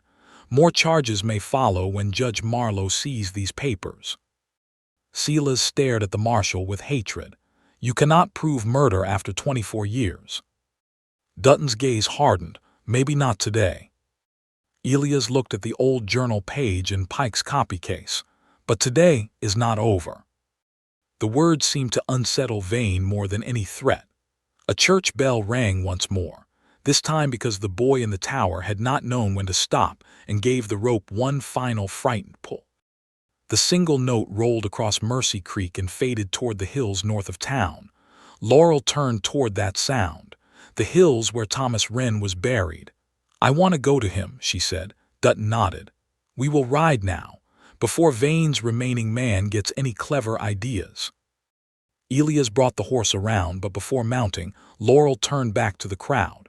Her eyes moved over the faces that had watched her arrive, judged her, pitied her, doubted her, and now stood silent beneath the weight of her mother's truth. If you believe one act of courage can change a life, she said, voice steady though tears shone in her eyes, Then remember this. Do not wait until a person has perfect proof before you listen to their pain. No one answered, but several women lowered their heads. Mr. Grady, pale now, removed his hat. Laurel climbed onto the horse with Elias' help. This time, when he settled behind her, she did not sit stiffly away from him. She leaned back just enough for him to feel that she trusted his presence. They rode north with Marshal Dutton, Deputy Price, Ruth Bell, and the clerk following in a small wagon with the copied papers locked in his case. The town fell behind them.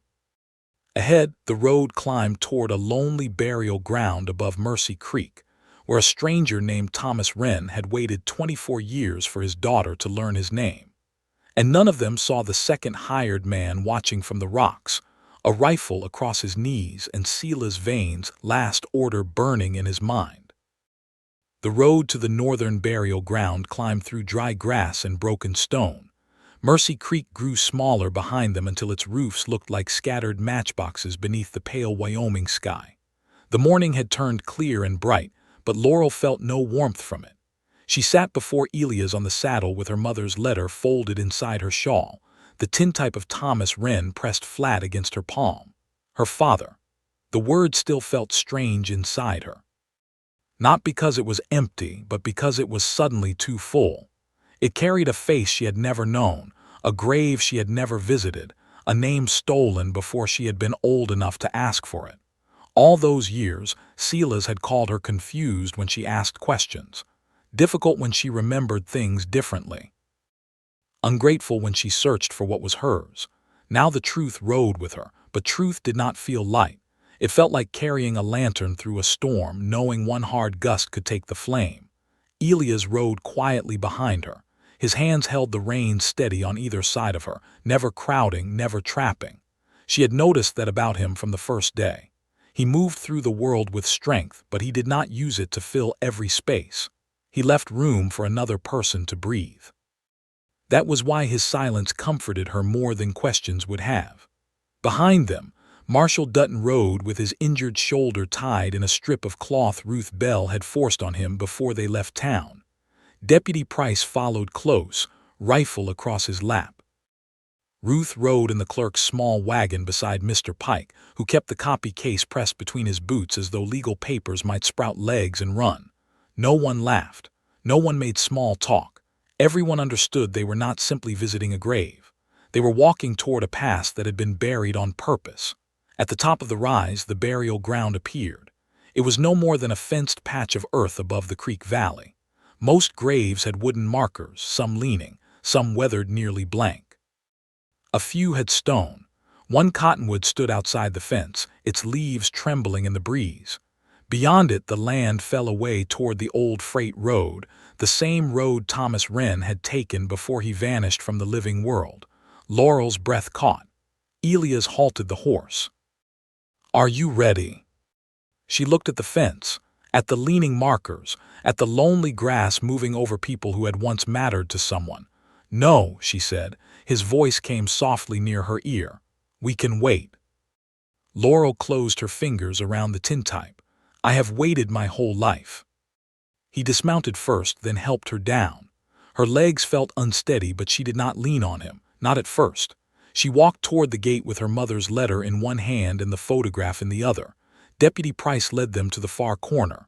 "There," he said quietly. The marker was small, made of gray stone instead of wood. Someone had cared enough to place it well, but time had rubbed the carving shallow. Thomas Wren. Died 1860. A stranger known to God. Laurel stared at the words, a stranger. Her father had been buried as a stranger while his child lived under the roof of the man who had silenced him. For a moment, no sound came from her. Her face did not crumple. Her knees did not weaken. She only stood with the photograph held against her chest, looking at the name as if she could will the stone to speak. Then one tear slipped down her cheek. "He was not a stranger," she whispered. Elias removed his hat. So did Dutton. Ruth Bell began to cry quietly behind them. Laurel knelt in the grass before the grave. She touched the stone with trembling fingers, tracing the T, then the W. Dirt clung to her skirt. The wind pulled at loose strands of her hair. "My name is Laurel," she said to the grave, her voice small but clear. Miriam was my mother. I found your letter. I found your face. I am sorry it took me so long. No one moved. Even the horses seemed to stand still. Elias looked away, not because he did not care, but because her grief deserved privacy. His gaze moved toward the old freight road below. That was when he saw the flash. A tiny bright wink of sun on metal. His body tightened. Down, he shouted. The shot came almost with the word. Dust kicked from the grave marker beside Laurel's hand. Stone chipped. She cried out and fell sideways, not hit but shocked by the force of it. Elias lunged, grabbed her around the shoulders and dragged her behind the cottonwood as a second shot cracked from the rocks beyond the road. The burial ground erupted into chaos. The horses reared. Ruth screamed. Pike dropped the copy case and scrambled beneath the wagon. Deputy Price fired toward the rocks, though the shooter was half hidden. Dutton, injured shoulder and all, pulled his pistol and moved behind a stone marker. East Ridge. Elias shouted. One man. Laurel was breathing fast against him, her face pressed into his coat. He looked her over quickly, searching for blood, for torn cloth, for any sign the bullet had found her. Are you hit? No, she gasped. No. Another shot slammed into the cottonwood trunk above them, raining bark over their shoulders. Elias pulled the rifle from the saddle scabbard and pushed it into Laurel's hands. Her eyes widened. I cannot. You may not have to shoot, he said. But if he comes close, you point it at the middle of him and make him believe you will. I have never fired a rifle. Today would be a poor day to learn by need, he said, trying to steady her with his calm. Stay behind the tree. He started to move. Laurel grabbed his sleeve. Elias. He looked back. Fear shook her, but something deeper sat beneath it. Do not die for my papers. Elias held her gaze. I am not dying for papers. Then he ran low through the grave markers. The shooter fired again, but the bullet went wide, striking the fence rail. Dutton fired twice in answer, forcing the man behind the rocks. Deputy Price moved left, trying to get a better angle. Elias reached a low stone wall near the edge of the burial ground and dropped behind it. From there he could see the ridge more clearly. A man crouched among the rocks with a rifle, not Bram Cole, not Silas, the second hired man from the carriage. He had waited for them. He had let Silas be arrested. He had followed the road north with one purpose: stop Laurel before the truth could move any farther. Dutton shouted, throw down the rifle. You are surrounded. The man answered with another shot.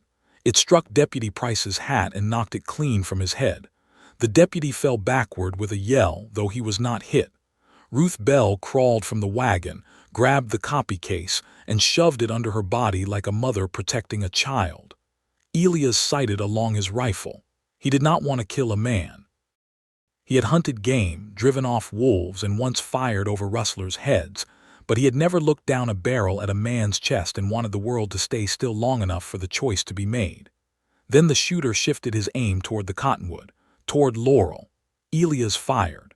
The shot struck the rock beside the man's shoulder, close enough to shower him with chips. The shooter jerked back, lost his balance, and slid down the far side of the ridge. Dutton rose and ran toward him, Price close behind, still hatless and furious. Elias stayed where he was until he heard the marshal shout, "Got him." Only then did Elias turn toward the cottonwood. Laurel stood there with the rifle still in both hands, pale as linen, eyes fixed not on him but on the grave. The first bullet had struck Thomas Wren's marker, a fresh scar cut across the old words, a stranger known to God. Elias walked to her slowly. "It is over for now," he said. She lowered the rifle as if it weighed more than she did. "He shot at my father's grave." "He shot at you." She shook her head. "Silas is still trying to bury him." Her voice broke on the last word. Elias took the rifle gently from her hands and set it aside. Then he did something he had not done before. He held his arms open, not reaching, not taking, only offering. Laurel looked at him. For a heartbeat, she seemed caught between every fear that had trained her to stand alone and every kindness that had slowly taught her she did not have to. Then she stepped into his arms. Elias closed them around her carefully. She shook once, then again. Then the grief came hard, silent at first, then with a low sound that tore at him more than any gunshot. He held her as the wind moved over the hill and the town below sat unaware of how close death had come to stealing the truth again. After a while, Dutton returned with Deputy Price and the captured shooter between them. The man's cheek was bleeding from rock splinters. His rifle was gone. His hands were tied. "Name," Dutton barked. The man spat blood into the grass. "Wiley Cross." "Who sent you?" Cross said nothing. Dutton pushed him toward Thomas Wren's grave. "You took shots at a woman in a burial ground. Think careful before silence becomes the last friend you have." Cross looked at Laurel, then away. "Vane said the girl was to be stopped if she found the grave," he muttered. "Said she was carrying lies that would ruin honest men." Ruth Bell stepped forward, face flushed with anger. "Honest men do not shoot at women beside graves." Cross lowered his eyes. Dutton looked at Pike. "Did you hear him?" The clerk, still shaking, nodded. "Every word." "Write it when we get back." Laurel pulled away from Elias and wiped her face with the heel of her hand. She looked at Cross, but only for a moment. Then she turned back to the grave. "My father deserves a proper marker," she said. Elias' throat tightened. "He will have one. And my mother's name should stand beside his. If that is what you want." "It is." Dutton nodded. "The certificate may allow it. We will make record of both." Laurel knelt again, though her hand still shook. She placed the tintype against the grave marker for a moment, letting the painted face look at the carved name. Then she unfolded her mother's letter and read the final lines quietly. "If you find your father, do not let hatred be the only flower you lay down. He loved you before he knew your face. I loved you after I lost mine. Live free enough for all three of us." Laurel pressed the letter to her lips. Elias looked out over the valley, his chest full and aching. If this moment touched the hearts of those who believed old pain could still be healed, then they would understand why Laurel did not rise quickly. Some graves are not visited in minutes. Some take a lifetime to reach. When she finally stood, her eyes were red, but something in them had changed. Not healed, not yet, but clearer. As they prepared to ride back, Dutton tied Wiley Cross's hands to his saddle horn and placed Deputy Price beside him. Ruth Bell climbed into the wagon with the copy case held tight on her lap. Pike kept glancing behind them at the grave as if he had become part of a story too large for his neat ledgers. Elias helped Laurel onto the horse. Before he mounted, she looked down at him. "When this is done," she said, "I want to go back to your ranch." His heart moved strangely at the words. Not the ranch. Your ranch.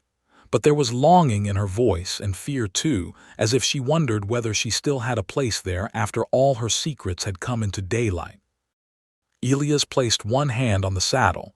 "It will be waiting." She held his gaze. "And you?" The question was soft, but it struck deeper than any shot. Elias looked at her, at the dust on her dress, the fading bruise on her cheek, the courage that kept rising no matter how often men tried to bury it. "Yes," he said, "I will be waiting too." Laurel closed her eyes for 1 second, as if those words gave her a place to rest. Then they rode back toward Mercy Creek with the old grave behind them and a dangerous prisoner ahead. But halfway down the hill, the church bell began ringing again. This time, it did not stop. Marshal Dutton swore under his breath and spurred forward. Smoke was rising from town. Smoke rose from Mercy Creek in a dark ribbon against the bright afternoon sky. For one terrible moment, Laurel thought the whole town was burning. The sight struck her with the same fear that had filled Elias' barn before dawn, only wider now, larger than one home, larger than one life. The church bell rang without rhythm, wild and desperate, echoing across the valley as the horses broke into a hard run. Marshal Dutton rode ahead despite his injured shoulder, his coat snapping behind him. Deputy Price followed with Wiley Cross tied to his saddle, one hand gripping the reins and the other holding his rifle low. Elias kept one arm steady around Laurel as their horse thundered down the hill. Laurel held the hymn book tight beneath her shawl. The copy case was still in Ruth Bell's wagon, bouncing between her feet. Mr. Pike clung to the sideboard with one hand and held his hat down with the other, his face pale as flour. As they neared town, the smoke sharpened into one place, the clerk's office. Laurel's heart dropped. No, she breathed. Elias felt her body go rigid. The statement. The original was there, she said. My sworn statement, the first copy, everything Pike wrote before we left. The horse reached the edge of town just as men ran from the well with buckets. Women formed a line from the pump, passing water hand to hand. The clerk's office was not fully aflame, but smoke poured from the rear window and red light flickered inside where shelves of paper and ledgers fed the fire. Pike let out a sound like a wounded animal. My records. Dutton swung down hard and nearly stumbled. Price, secure Cross at the jail. Boone, help with the door. Mrs. Bell, keep that case away from the fire. Elias dismounted and helped Laurel down quickly. Stay back. This time she did not argue, but she also did not leave. She ran to Ruth's wagon and took the copy case into her arms. Ruth Bell grabbed her elbow. Hold it close, child. This may be all that remains. The words cut Laurel, but they also steadied her. Not all was lost. Not again. Her mother's letter still lived. The marriage certificate had been copied once. The journal page had been seen by witnesses. Truth had become harder to bury. Elias and two townsmen kicked the front door open. Smoke rolled out thick and choking. Mr. Pike tried to rush in, but Dutton caught him by the collar. You go in there, and I will need a new clerk. My land books are inside. Then pray Boone has longer lungs than you. Elias pulled his bandana over his mouth and disappeared into the smoke. Laurel's hands tightened around the copy case until the brass edge bit into her palm. Seconds dragged. The bucket lined through water through the rear window. Steam hissed. A shelf collapsed inside with a crash. Sparks burst from the doorway. Laurel took one step forward. Ruth held her back. Do not. He is inside. And if you follow, he will come out carrying you instead of the records. Laurel froze, hating the truth of it. Then Elias emerged, coughing hard, with one arm full of ledgers and the other dragging a metal-strong drawer by its handle. Two men rushed to help him. He dropped the drawer into the street and bent over, smoke pouring from his clothes. Laurel ran to him. This time she did touch him first. Her hand landed on his arm, trembling. Are you hurt? He shook his head, still coughing, only smoked like ham. She almost laughed, almost cried. Instead, she gripped his sleeve for one brief second before remembering herself and letting go. But Elias noticed. His eyes softened even through the soot. Pike fell to his knees beside the strong drawer. Dutton broke the lock with a hammer from the livery. Inside lay several folded papers, some edges browned by heat but not destroyed. Pike searched frantically, then lifted a page. Her statement, he said hoarsely. It survived. Laurel closed her eyes. The street blurred. The clerk lifted more papers. The false birth record Vane brought. The first copy of the journal page. The marriage certificate copy. Dutton let out a slow breath. Good. Elias looked toward the rear alley behind the office. This was set from the back. A boy near the pump spoke up. I saw a man run that way. Dutton turned. What man? The boy pointed toward the east road. Fancy coat, not Mr. Vane, younger, had a red scarf. Wiley Cross, being dragged toward the jail by Deputy Price, stopped struggling. Dutton saw it. He crossed the street in 3 hard steps and seized Cross by the front of his coat. Who wears a red scarf? Cross's face twisted. I do not know. Dutton shoved him against the hitching rail. You already shot at a woman beside her father's grave today. Do not test how much patience I have left. Cross looked toward the jail window where Silas Vane's pale face watched from behind bars. Fear flickered across Cross's features. Martin Vale, he muttered. Vane's last man. Laurel's stomach turned. How many men did Silas bring? Enough to make sure none of you reached Laramie, Cross said. The town went silent around him. Dutton's voice was low. Where would Vale go? Cross looked at the smoking clerk's office, then at the East Road. If he did what Vane ordered, he will ride to the telegraph line next, cut the wires before the judge answers. Dutton swore. Pike clutched the saved papers, the wire to Judge Marlowe. Elias looked toward the East Road. How far? 3 miles to the relay pole, Dutton said. If Vale cuts it, we lose the fastest way to get the judge's protection. Laurel stepped forward with the copy case against her chest. Then we go now. Elias turned to her. Laurel. No, she said, meeting his eyes. This is not only about me anymore. Silas burned records that belonged to this whole town. He sent men to shoot near graves and set fire to offices. If that wire is cut, he decides what truth can travel and what truth must stay buried. Ruth Bell nodded slowly. She is right. Dutton looked from Laurel to Elias. Boone, can your horse run again? He can. Then you and I ride. Price stays with the prisoners. Mrs. Bell, keep Miss Whittaker here. Laurel's face changed at once. Marshal. Dutton raised a hand. You are carrying the one thing Vane still wants destroyed. If you ride into open country, you give his man a clean target.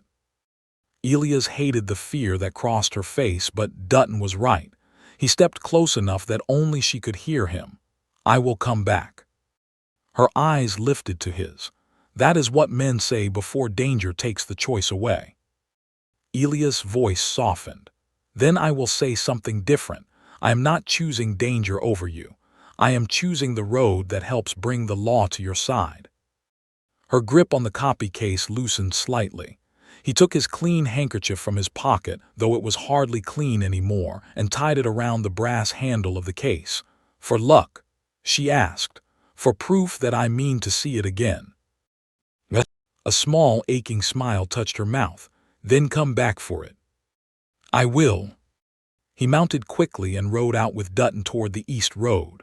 Laurel stood in the street, smoke behind her, the town around her, and Elias' handkerchief tied to the case in her arms. She watched until dust swallowed the riders. Then Silas Vane's voice drifted from the jail window. You care for him. Laurel turned slowly. Silas smiled from behind the bars. That makes you easier to hurt. For the first time in her life, Laurel did not lower her eyes. No, she said, it gives me more reason to fight.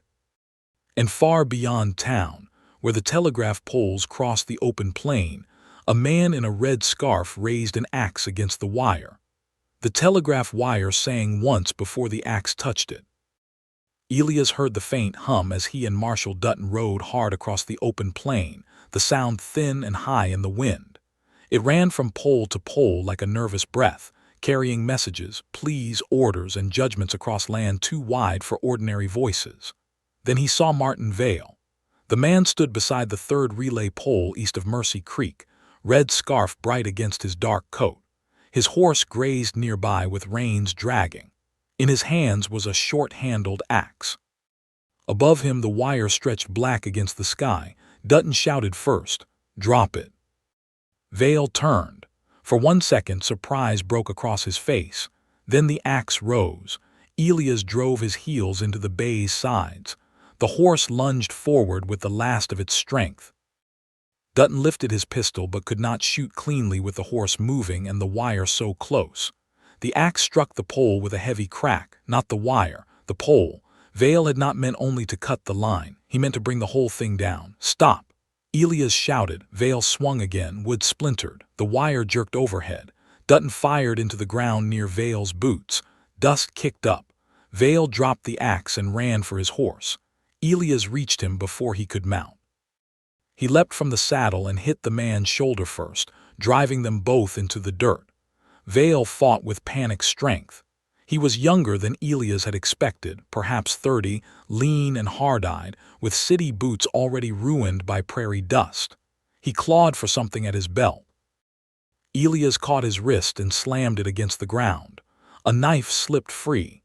Dutton arrived limping, breath hard, pistol steady in his left hand. "Move again," the marshal said, "and I will make your next meal difficult to chew." Vale went still. Elias pinned him until Dutton tied his hands with a leather strap. Then he rose, breathing hard, and looked at the pole. The wood was split but still standing. The wire sagged lower than before, trembling in the wind, yet unbroken. "Did we make it?" Elias asked. Dutton walked to the pole and looked up. "Maybe." The telegraph line hummed faintly again. Relief struck Elias so suddenly he had to place one hand on his knee and draw a slow breath. Vale laughed from the dirt. Both men turned toward him. "You think that matters?" Vale spat dust from his mouth. "Vane already sent one wire yesterday, to Cheyenne, to men who owe him more than this town can fight." Dutton's face darkened. "What men?" Vale smiled, blood on his lip. "Lawyers, a judge maybe, men with papers cleaner than yours." Elias stepped closer. "What did the wire say?" Vale looked at him with mean satisfaction. That Laurel Whittaker was unstable, that she was being held by a rancher for marriage money, that the marshal in Mercy Creek had been misled. By the time your Judge Marlowe reads your little message, Vane's version will be there first. Elias felt something cold settle inside him. A lie sent early often arrived dressed as truth. Dutton holstered his pistol slowly. "Then we send another wire stronger than the first." "To who?" Elias asked. "Judge Marlowe, Territorial Office, Sheriff in Cheyenne, and the paper in Laramie." Vale's smile faded. Dutton looked down at him. "Men like Vane fear court, but they fear public print more, harder to bribe every reader." Elias thought of Laurel standing in the street, telling Silas she was not his to manage.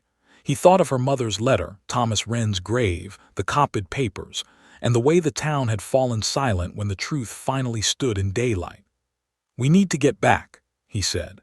They tied Vale to his saddle and rode for town, slower now because the horses were worn and the prisoner cursed every rut. The whole way back, Elias kept seeing Laurel in his mind, standing before the jail window while Silas tried to use his feelings as a weapon against her. "You care for him. That makes you easier to hurt." Elias had spent years believing care was a weakness because every person he loved had been taken by sickness, distance, or death. He had learned to live without needing much: a roof, a horse, work enough to tire the body before night, silence enough to avoid remembering. Then Laurel had stepped onto a station platform with a note pinned to her sleeve, and all the rooms in him he had locked for safety had begun to open.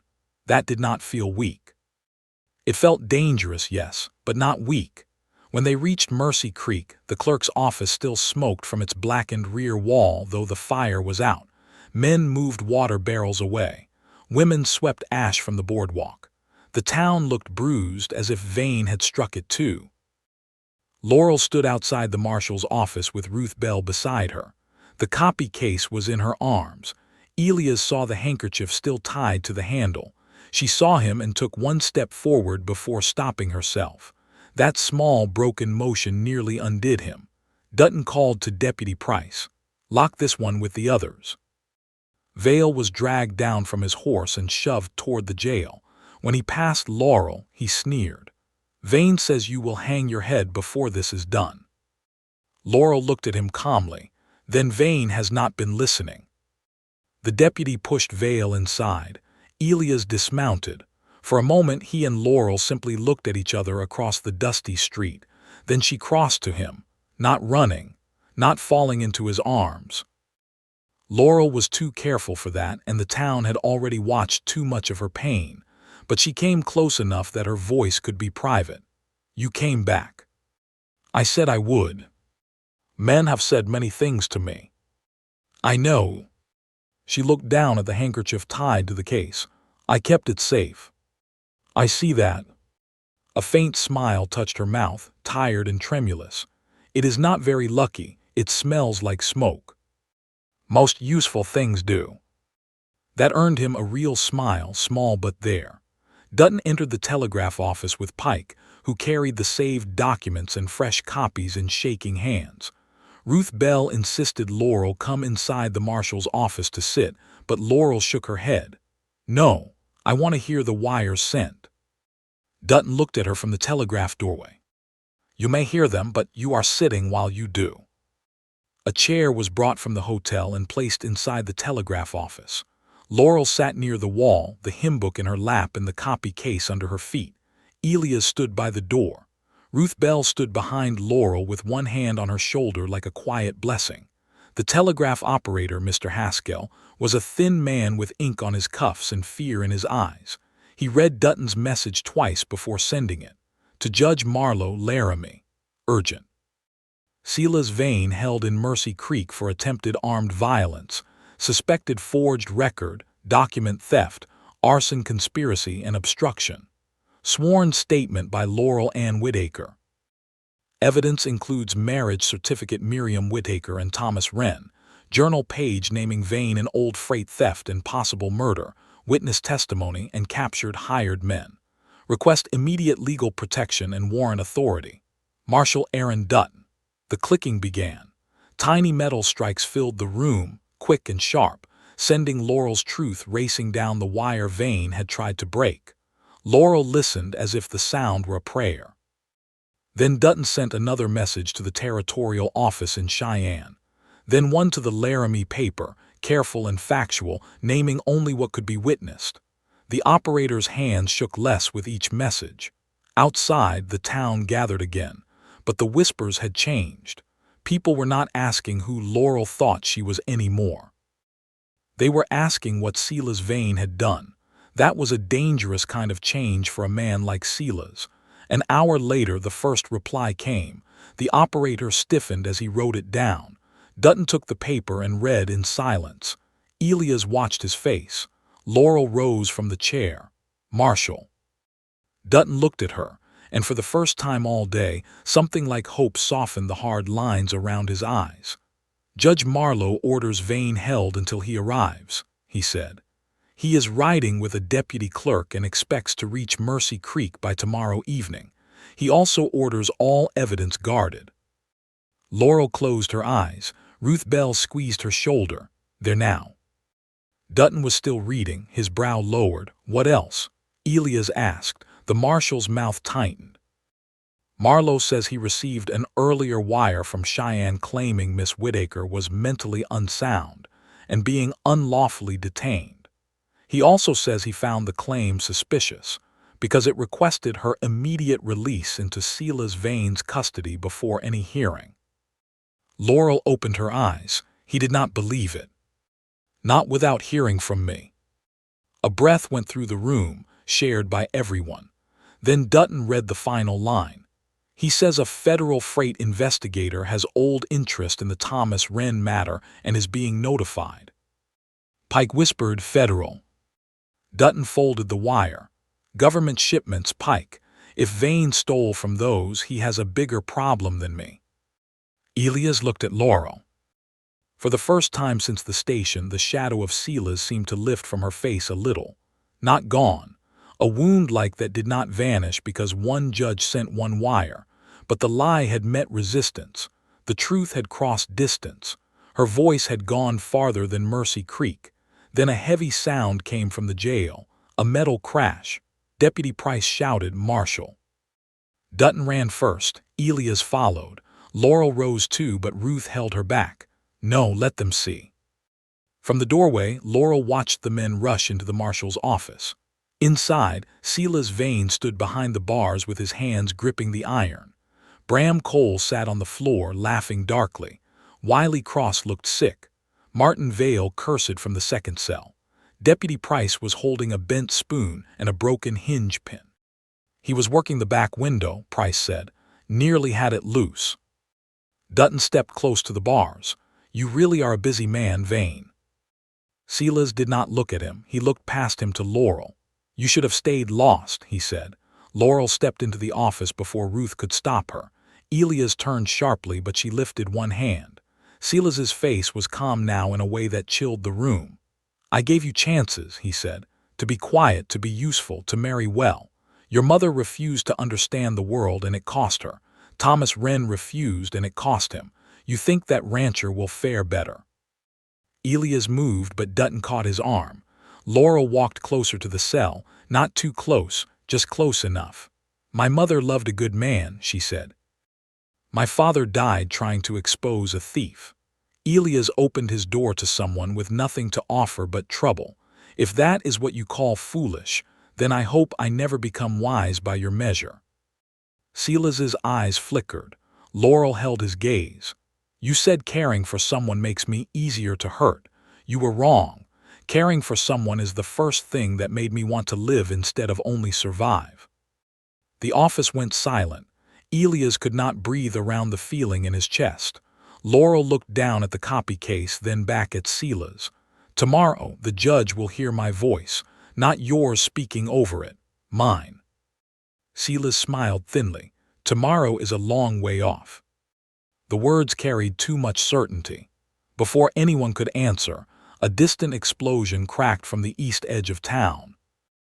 The telegraph office windows flashed orange. Then the wire outside snapped and fell across the street like a dead snake. The room shook. Laurel turned toward the sound. Silas Vane began to laugh.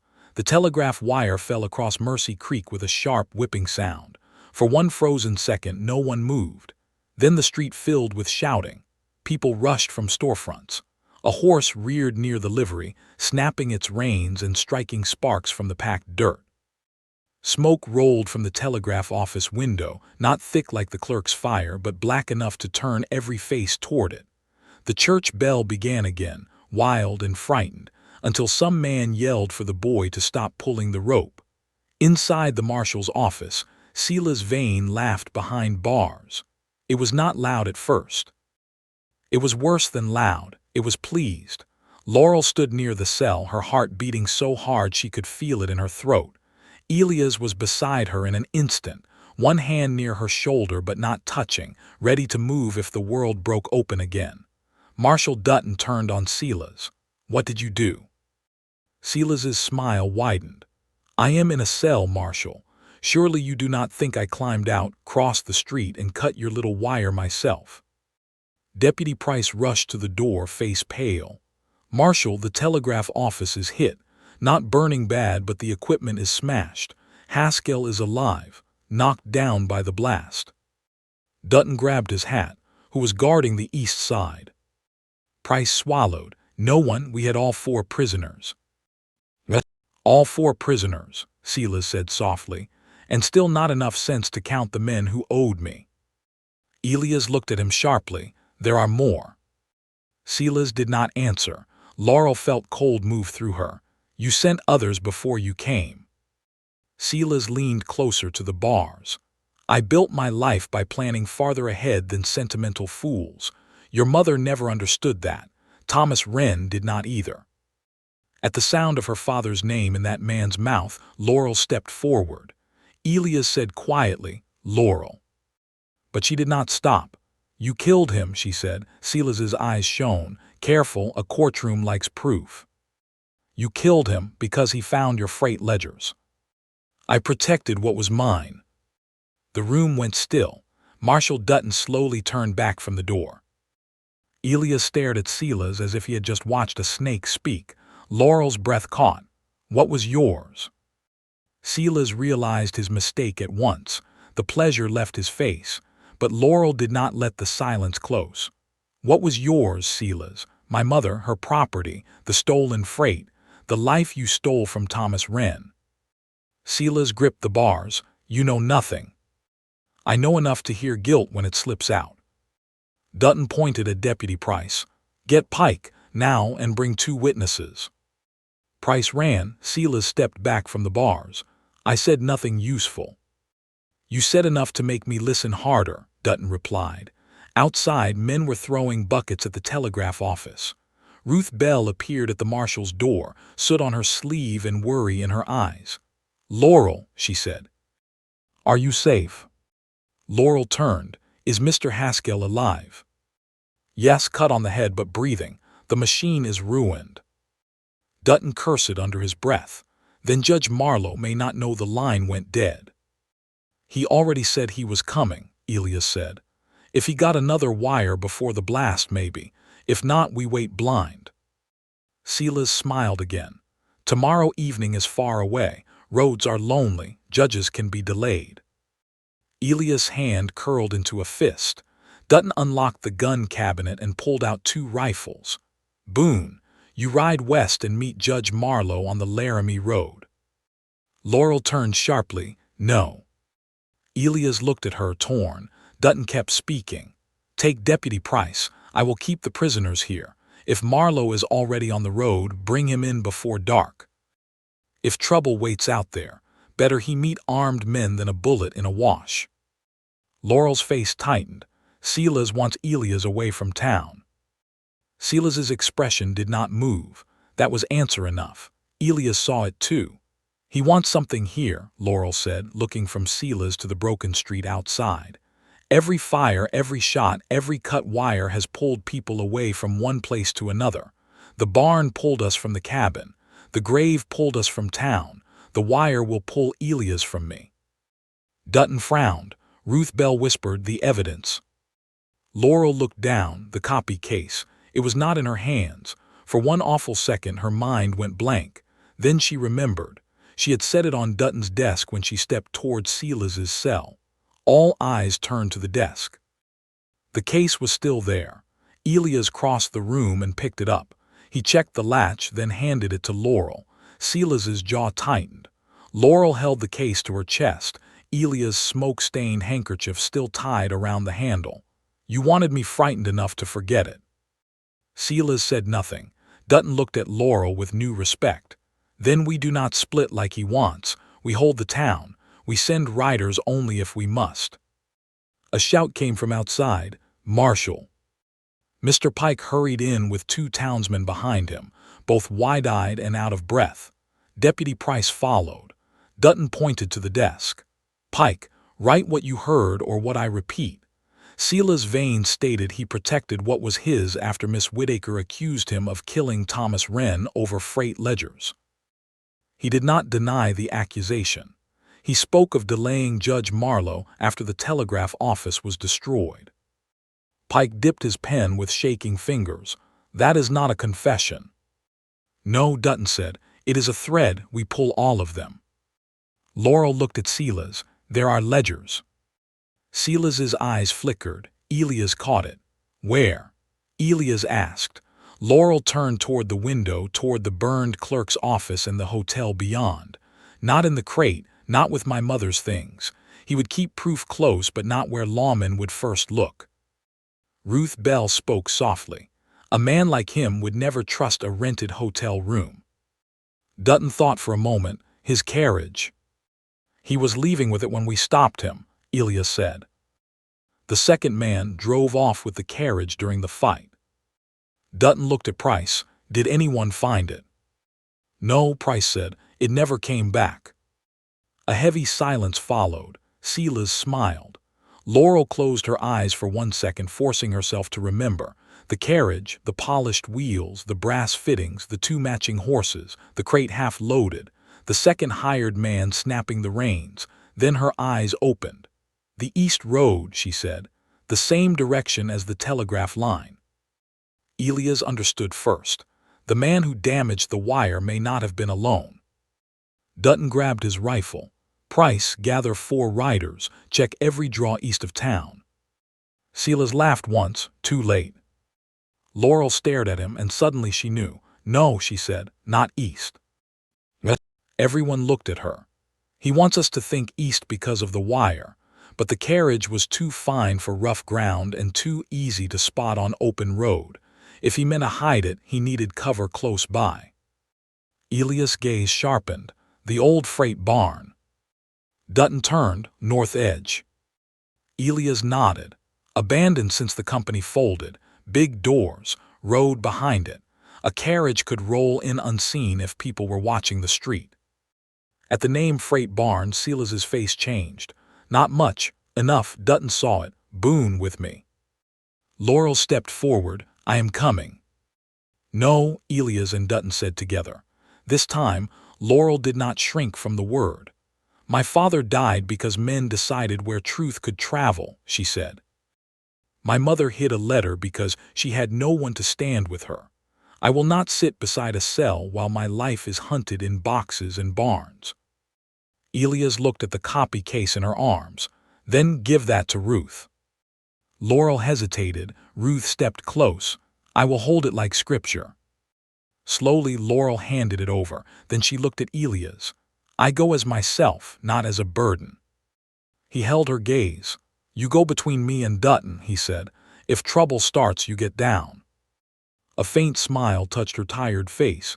That is almost asking. It is the closest I can manage. They moved fast. The old freight barn stood at the north edge of Mercy Creek, beyond the livery and the last row of false-fronted buildings. Its roof sagged in the middle, and faded letters still marked the side wall where the old company name had peeled in the sun. Freight wagons had once rolled in and out of those doors before the rail took most of the business away. Now the place looked empty, too empty. Dutton raised one hand, slowing them. Elias moved to one side of the door. Deputy Price and two townsmen circled around back. Laurel stood behind a stack of broken wagon wheels, her breath held tight. From inside came the soft stamp of horses. Dutton mouthed one word, ready. Elias pulled the barn door open. Light spilled into the dark. The black carriage stood inside. Beside it, stacked beneath a canvas tarp, were three iron-bound chests. A man in a red scarf turned from the carriage with a pistol in his hand. Martin Vale. The same man Elias had tied and brought back. For one impossible moment, Elias did not understand. Then Deputy Price shouted from behind them, voice breaking. Marshal, Vale's cell is empty. Silas had not only planned fires and cut wires. He had planned an escape from inside the jail. Vale raised the pistol toward Laurel. Elias moved before thought. The shot rang out inside the old freight barn. The shot exploded inside the old freight barn. For one terrible instant, Laurel saw only fire from the pistol and Elias moving in front of her. Then he struck her shoulder with his own body, knocking her down behind the broken wagon wheels. The bullet passed where her chest had been a heartbeat before and tore into the wood behind her, with a hard, ugly crack. Laurel hit the dirt, breath driven from her lungs.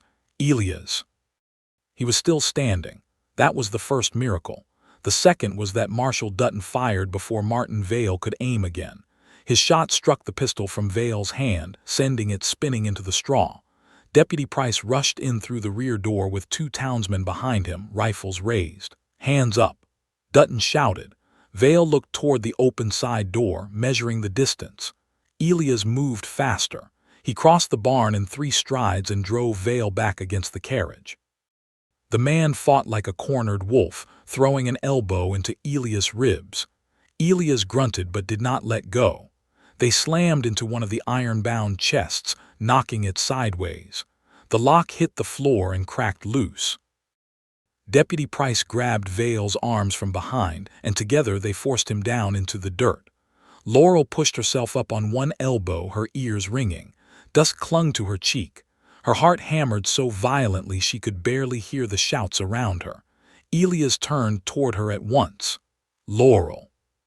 She tried to answer, but no sound came. She nodded instead.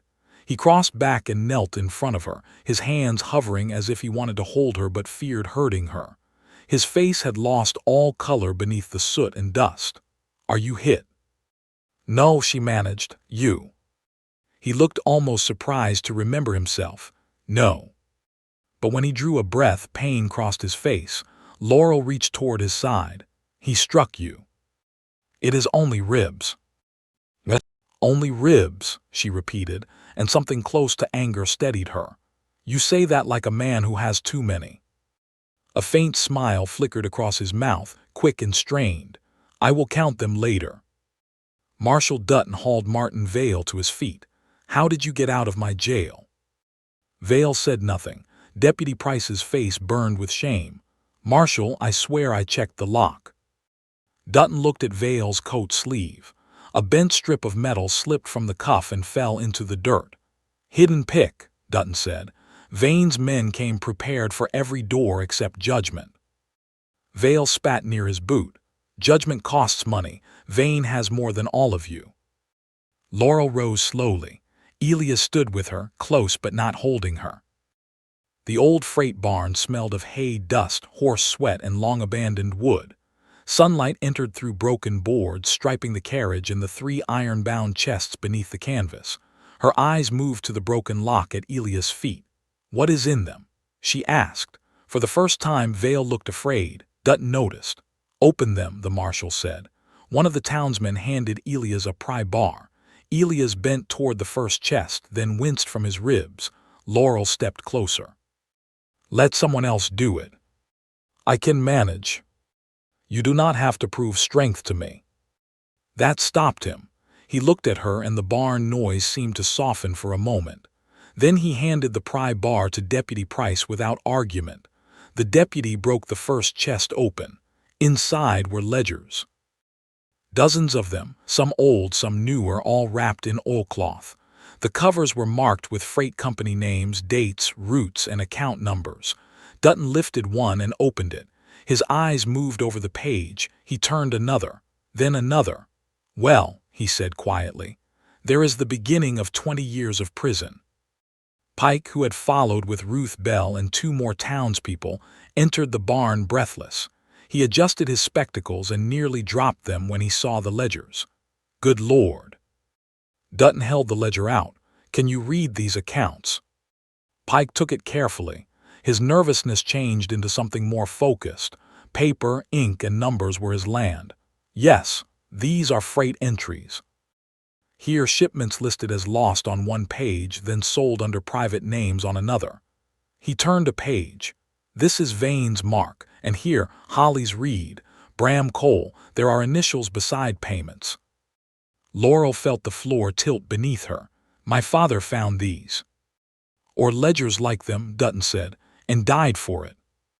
Ruth Bell came to Laurel's side, not touching but near enough to steady the air around her. The second chest held letters, some tied with ribbon, some sealed, some opened and folded many times. Dutton sorted quickly, but Laurel saw enough. Names, payments, threats made in polished language. A note ordering a man named Thomas Wren to be watched until he ceased troubling the accounts. Another, dated after Thomas's death, congratulating Silas on removing the clerk's difficulty. Laurel turned away. Elias moved closer. "You do not need to read every word." "Yes," she said, voice shaking. "I do. Not today maybe, but one day I need to know what he did." "You will not have to know it alone." She looked at him. "Those words were different from you are not alone now." That first day he had offered her safety. Now he was offering to walk with her through whatever truth remained, even if it was ugly, even if it hurt, even if it took years to untangle. Before she could answer, Pike opened the third chest. He frowned. "This one is newer." Inside were estate papers. Laurel knew the Whittaker name before anyone said it. Her mother's farm, bank notes, investment records, transfers made under Silas Vane's hand, debts moved, values hidden, property sold through false signatures. Then Pike lifted a small packet bound in black thread. "Laurel Ann Wren," he read. The name moved through the barn. Laurel's breath stopped. Not Whittaker, not Vane. Wren. Pike opened the packet carefully. "These are guardianship objections, drafted by Miriam Wren before her death, never filed." Ruth Bell whispered, "He took them." Pike read another page. Miriam stated Silas Vane had no lawful claim over Laurel, no right to manage Thomas Wren's freight shares, and no right to control the Whittaker property after her marriage to Thomas. He looked up, eyes wide. This proves she knew. She tried to fight him. Laurel pressed a hand to her mouth. For so long, a small, wounded part of her had wondered why her mother had not done more, why she had left only riddles, hidden letters, scattered clues. But now the answer lay before her in the dusty barn. Miriam had tried. Silas had stolen even that effort. Laurel stepped toward the papers. Her fingers brushed the packet with great care. "She was not weak," she whispered. "No," Elias said. "She was trapped." The difference broke something open in Laurel. Tears came, but they were not the same as before. These did not feel like shame. They felt like grief finding the right name. Marshal Dutton removed his hat and looked at the gathered people. "All of this goes under guard. Pike, make an inventory. Ruth, I need your eyes as witness. Price, take Vale back to jail, and search every inch of him this time." Deputy Price nodded fiercely. "Yes, Marshal." Vale was dragged past Laurel. His eyes were hard, but the fear remained behind them. "Vane will still get out," he muttered. "Men like him do." Laurel looked at him, tears still wet on her face. "Maybe before," she said. "Not this time." When they returned to the marshal's office, the town followed like a slow-moving storm. News had already spread that Vane's carriage had been found with chests of ledgers and letters. Men who had once nodded to Silas's fine coat now stepped back as the evidence passed. Women stood shoulder to shoulder outside the office, their faces grave.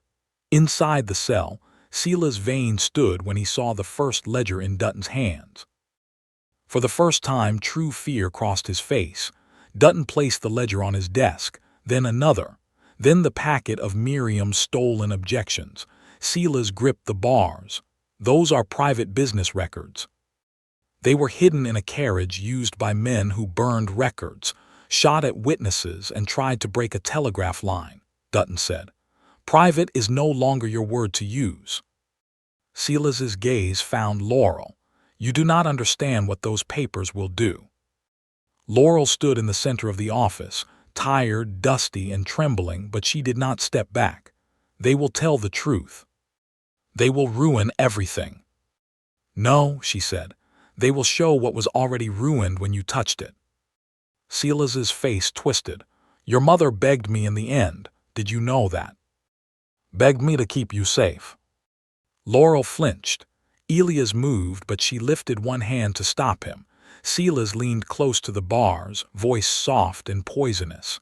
She knew the world would not be kind to a girl born from scandal and frayed blood. "I gave you a home. I gave you a name people respected." "You gave me fear," Laurel said. "I gave you survival." "No," she whispered. "My mother gave me survival when she hid the truth. Elias gave me shelter when I had nothing. Ruth gave me kindness when the town stared. Marshal Dutton gave me a lawful voice. You gave me a cage and called it care." The room fell silent. Silas's eyes burned. "You would have been nothing without me." Laurel stepped closer to the bars. "I would have been loved without you." Those words struck him harder than any blow. For a moment, no one breathed. Then Dutton opened the office door and looked out at the crowd. "Until Judge Marlowe arrives, every man in this town with a clean conscience and a steady hand will help guard these records. Every woman who witnessed today may sign the statement if she chooses. Mercy Creek is done being used as a hiding place." A low sound moved through the crowd. Not cheering, something deeper, agreement. Ruth Bell looked at Laurel. "You hear that, child? The room is not only his anymore." Laurel looked out at the faces. Some still held pity. Some held guilt. Some held anger at what had been done under their noses. But for the first time since she stepped from the train, Laurel did not feel like the whole town was waiting to decide whether she deserved safety. She felt them turning toward truth. Evening came slowly. The damaged telegraph line remained down, but riders were sent along the Laramie Road to meet Judge Marlowe. Dutton placed guards at the jail, the clerk's office, the freight barn, and both roads. The ledgers were moved to the church, where Ruth Bell and 3 older women sat with lamps burning and kitchen knives on the table, daring any hired man to test them. Laurel stayed at the marshal's office until her legs nearly gave out. Only then did Elias speak. "You need rest." "I will not sleep." "Then sit somewhere quieter and do a poor job of resting." Despite everything, a small laugh escaped her. It surprised them both. Elias offered his arm. This time she took it without hesitation.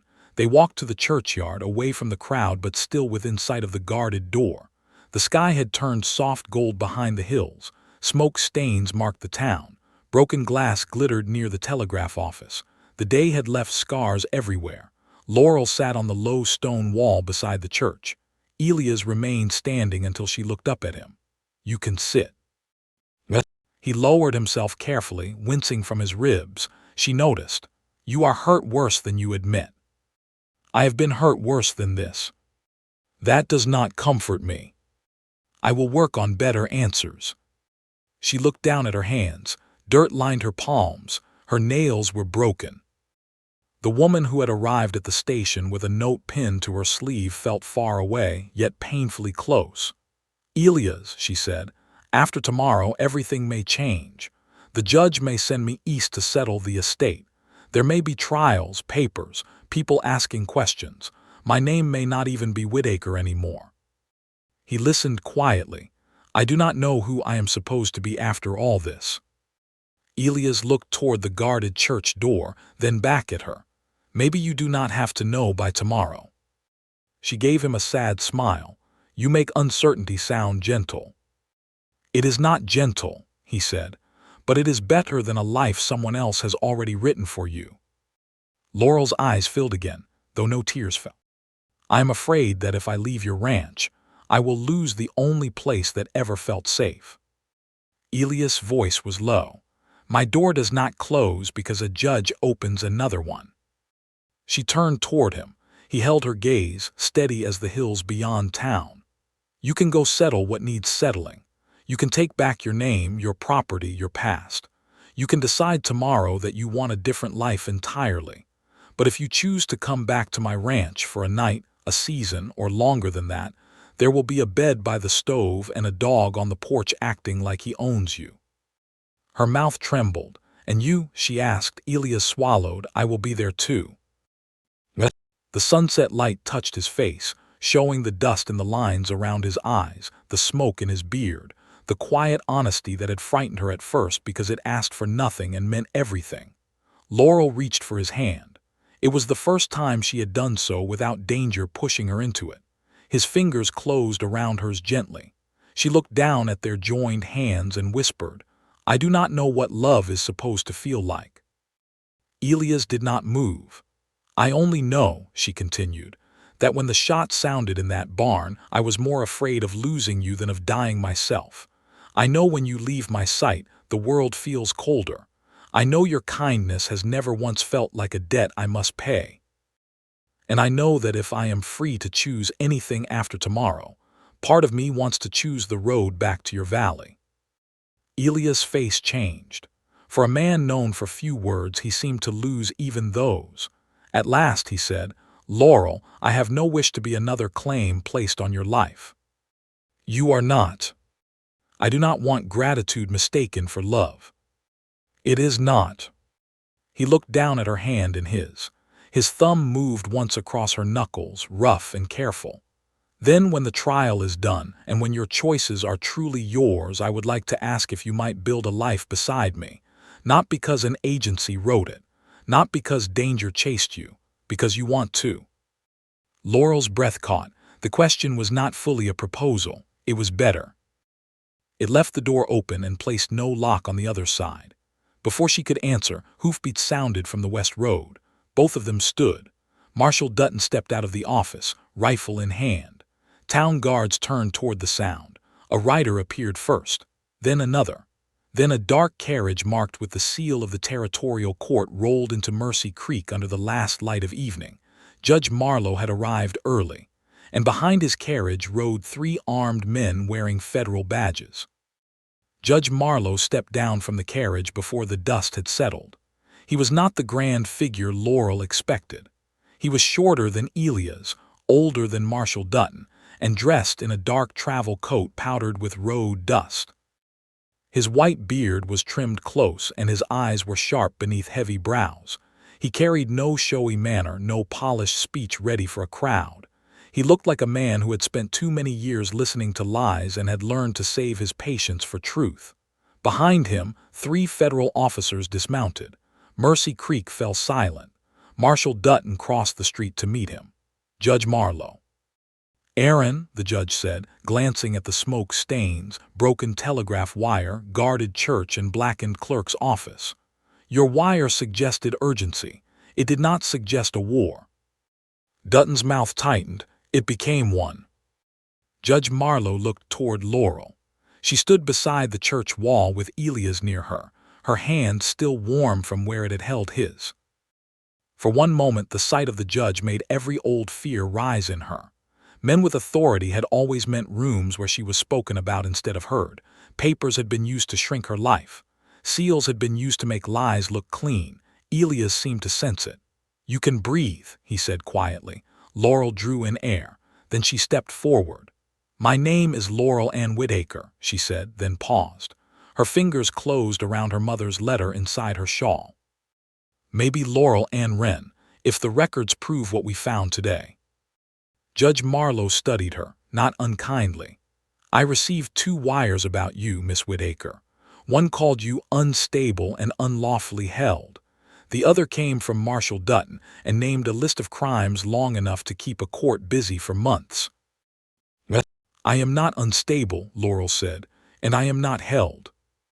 The judge nodded once. "Then we will begin there." He turned to the crowd. "This is not a theater. Anyone with no business in this matter may go home." No one moved. Judge Marlowe sighed. "That is what I feared." Within the hour, the church became a temporary court because it was the only building large enough, clean enough, and guarded enough to hold the truth. The ledgers were placed on the front table. The copy case sat beside them. Miriam's hymn book, the marriage certificate, the journal page, the letters, and Laurel's sworn statement were laid out in careful order. Elias Vane was brought in under guard. For the first time since Laurel had known him, he looked less than certain. His coat was still fine, but dust marked the knees. His hair had fallen out of place. His wrists bore iron marks. Yet when he saw the townspeople lining the back wall, he lifted his chin and tried to wear dignity like armor. Bram Cole, Wiley Cross, and Martin Vale were held separately under federal watch. Judge Marlowe sat at the pastor's plain table, removed his gloves, and began. One by one, the pieces were read aloud. Laurel's statement, the false birth paper, the clerk's doubts about its fresh ink, Miriam's letter, Thomas Wren's journal page, the marriage certificate, the ledgers from the old freight barn, the orders naming payments, threats, and hidden transfers. Each page took something from Elias Vane, not all at once. A man like him did not collapse quickly. But Laurel watched the small losses gather, the tightening around his mouth, the pale line near his jaw, the way his eyes stopped meeting the federal officers and stayed fixed on the table as if he could burn the papers by staring. Then Judge Marlowe called Laurel forward. She walked to the front alone. Elias did not follow. That mattered to her. He stood where she could see him, but he let the aisle belong to her feet. Judge Marlowe's voice softened. "Miss Whitaker, tell this court whether you came to Wyoming by force." "No," Laurel said. "I came by choice." "Did Elias Boone purchase you, hold you, threaten you, or prevent you from leaving?" "No." "Did he ask you to marry him after learning you were in danger?" Laurel looked at Elias. He stood still, face solemn, hands folded before him. "No," she said. "He gave me shelter. He gave me a separate bed. He told me I owed him nothing but truth." A murmur passed through the church. Judge Marlowe looked over his spectacles until it died. Laurel continued before he asked. "He said I was not alone. At the time, I thought he meant I would have a roof and a locked door. But I understand now he meant something larger. He meant I could stand beside someone without being owned by him." Elias lowered his eyes. Judge Marlowe wrote something. Then he asked the harder questions. Laurel told of Elias's control, of the false age claim, of the forced marriage arrangement, of the strike that bruised her face, of the mother's papers stolen from the cabin, of the barn fire, of the grave, of the shot that tore Thomas Wren's marker, of the freight barn and the chests. Her voice shook twice. It did not break. When she finished, the church was so silent she could hear the lamps hiss. Elias stood suddenly. A moving performance. Judge Marlowe looked at him. "Sit down. She has always been gifted at making herself pitied." "Sit down, Mr. Vane." Elias's face flushed. "These people do not understand what I protected them from. Thomas Wren was a thief." One of the federal officers stepped forward. "No, he was an informant." The room changed. Judge Marlowe turned. "Officer Hale, state what you know." The officer removed a folded packet from his coat. Thomas Wren sent early notices to federal freight authorities in 1860. He reported missing government shipments and named irregular account handling connected to Elias Vane, Hollis Reed, and others. Before investigators arrived, Wren was found dead outside Mercy Creek. The case was marked as a robbery due to lack of witness cooperation. His eyes moved to Sela's. After Marshal Dutton's wire, we checked old files in Laramie. Wren's original complaint still exists. Laurel gripped the back of the chair before her. Her father had not vanished into rumor. Somewhere in an old file, his courage had survived. Judge Marlowe's face grew stern. Then the court recognizes Thomas Wren as a federal witness whose death demands renewed inquiry. Silas's voice dropped. You cannot reach back 24 years and hang a man on ghosts. No, Judge Marlowe said. But I can hold a living man on forgery, unlawful restraint, theft of estate records, conspiracy to burn property, attempted witness intimidation, obstruction of federal inquiry, and attempted flight. The rest will be investigated by men with longer memory than yours.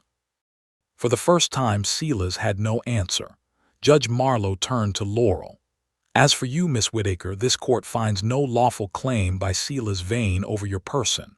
Based on the evidence presented, you are of full age, free in movement, and entitled to pursue restoration of property, name, and inheritance through proper filing. Until the matter is settled, you may remain wherever you choose. Wherever you choose. The words moved through Laurel like warm light entering a room long shuttered. She could hardly stand beneath them. Judge Marlowe added, a protective order will be entered.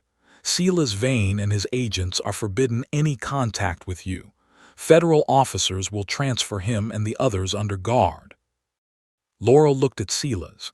He stared back at her, but the old power was gone, not because he no longer hated her. He did, she could see it plainly, but hatred behind guards, records, witnesses, and law was not the same as hatred ruling a house. He could no longer call his cage protection. Laurel stepped toward him one final time. The guard stiffened, but Judge Marlowe allowed it. She stopped several feet away. All those years, she said quietly, I thought freedom would feel like winning against you. Silas's mouth twisted. And does it? Laurel looked at him, really looked, and found no fear strong enough to bow her head. No, she said. It feels like finally leaving you behind. She turned away before he could answer. That was her final victory. Not rage, not revenge, turning her back. The next morning, Mercy Creek gathered at the northern burial ground. Judge Marlowe had ordered Thomas Wren's grave recorded properly, but the marker would take time to carve. Until then, Elias brought a smooth board from his wagon and placed it beside the old stone. Pike, with careful hands, had painted the name in black. Thomas Wren. Beloved husband of Miriam. Father of Laurel. A man who told the truth. Laurel stood before it with Miriam's letter in one hand and the tintype in the other. The wind moved softly over the hill. The bullet scar still crossed the old stone, but somehow it no longer looked like defeat. It looked like proof that even after death, truth could be attacked and still remain. Ruth Bell placed wildflowers at the grave. Marshal Dutton removed his hat. Deputy Price did the same. Even Mr. Grady came, standing at the edge of the fence with shame in his face and his hat in both hands. Laurel read her mother's final line once more, but this time aloud. Live free enough for all three of us. Her voice carried over the grass. Then she folded the letter and tucked it safely inside the hymn book. After the burial ground, she asked Elias to take her back to his ranch. The ride was quiet, not empty quiet, peaceful quiet, the kind that did not demand filling. When the valley opened before them, Laurel saw the cabin, the repaired barn wall blackened at one corner, the cottonwood near the porch, and Amos standing proudly in the yard as if he had personally guarded the whole territory in her absence. She laughed softly. Elias looked at her. What? The dog looks offended that we survived without asking him. He will forgive us after supper. At the cabin, Elias helped her down, then stepped back. Laurel looked at the door. The same door she had entered as a wounded stranger, the same door that had locked against fear. The same door Elias had never used as a claim. Inside, her cot still waited by the stove. Her trunk sat beneath the peg. The quilt had been folded neatly. Nothing had been moved without her permission. Tears filled her eyes. Elias stood beside the porch. "You can rest here as long as you need. Tomorrow, next week, until the estate is settled, or not at all if you decide another road is better." Laurel turned to him. "Do you still mean what you said by the church wall?" He went still, "Yes. That after the trial, when my choices were mine, you might ask me to build a life beside you." His voice lowered. "I meant it." She stepped closer, then asked. Elias took off his hat slowly, as if the moment deserved bare truth. "Laurel Ann Wren," he said, and her breath caught at the name, "would you stay and build a life beside me? Not because the agency wrote your name beside mine. Not because danger chased you to my door. Not because you owe me anything. But because, after all this, if your heart is free to choose, it might choose mine." Laurel's tears slipped over, but she smiled through them. "My heart is tired," she said. "It is bruised in places no one can see. It will need patience. I have some. It will need honesty. You will have it. It will need days when love means silence, and days when it means speaking hard truth. I can learn both." She looked toward the cabin, then the barn, then the open valley where wind bent the grass in long silver waves. Then she looked back at Elias. "When I first arrived, I thought safety was the best thing I could ever hope for," she said. "But you gave me safety without taking my freedom. That is how I learned the difference between shelter and home." Elias' eyes shone. Laurel reached for his hand. "Yes," she whispered, "I choose you." He did not pull her into his arms. He waited even then, so she stepped into him. Elias held her gently, but not like she might break. He held her like she was real, strong, and precious. Amos barked once from the yard, as if giving his blessing. Laurel laughed against Elias' coat, and the sound felt new in the valley. Months later, when winter snow covered the hills and Judge Marlowe's court began restoring Laurel's name and property, she remained at the ranch by choice. She signed her legal papers as Laurel Ann Wren. She kept her mother's hymn book on the cabin shelf. Thomas and Miriam's new stone was placed in the northern burial ground before the first hard freeze. Sela's vein was taken east under federal guard and never again crossed her path. Justice did not bring back the years he stole. It did not return Thomas Wren to his daughter or Miriam to the woman who still needed her. But it gave the truth a place to stand.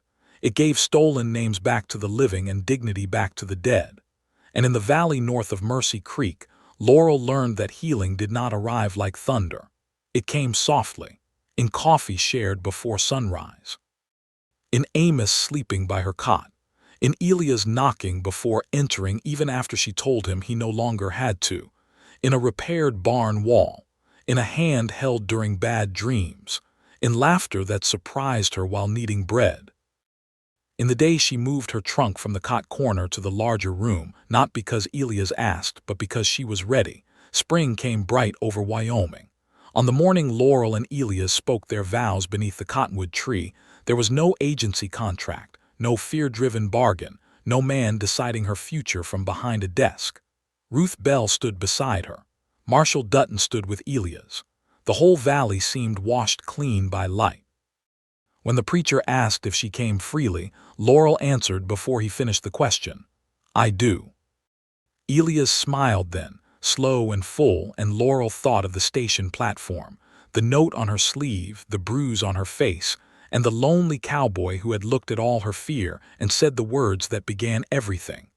"You are not alone now."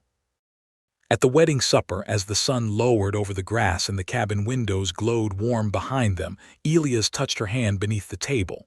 Laurel looked at him and smiled, not the smile of a woman rescued, the smile of a woman returned to herself. And when the evening wind moved through the cottonwood leaves, it seemed to carry the names of those who had waited too long to be honored. Miriam, Thomas, Laurel, not lost, not silent, not alone.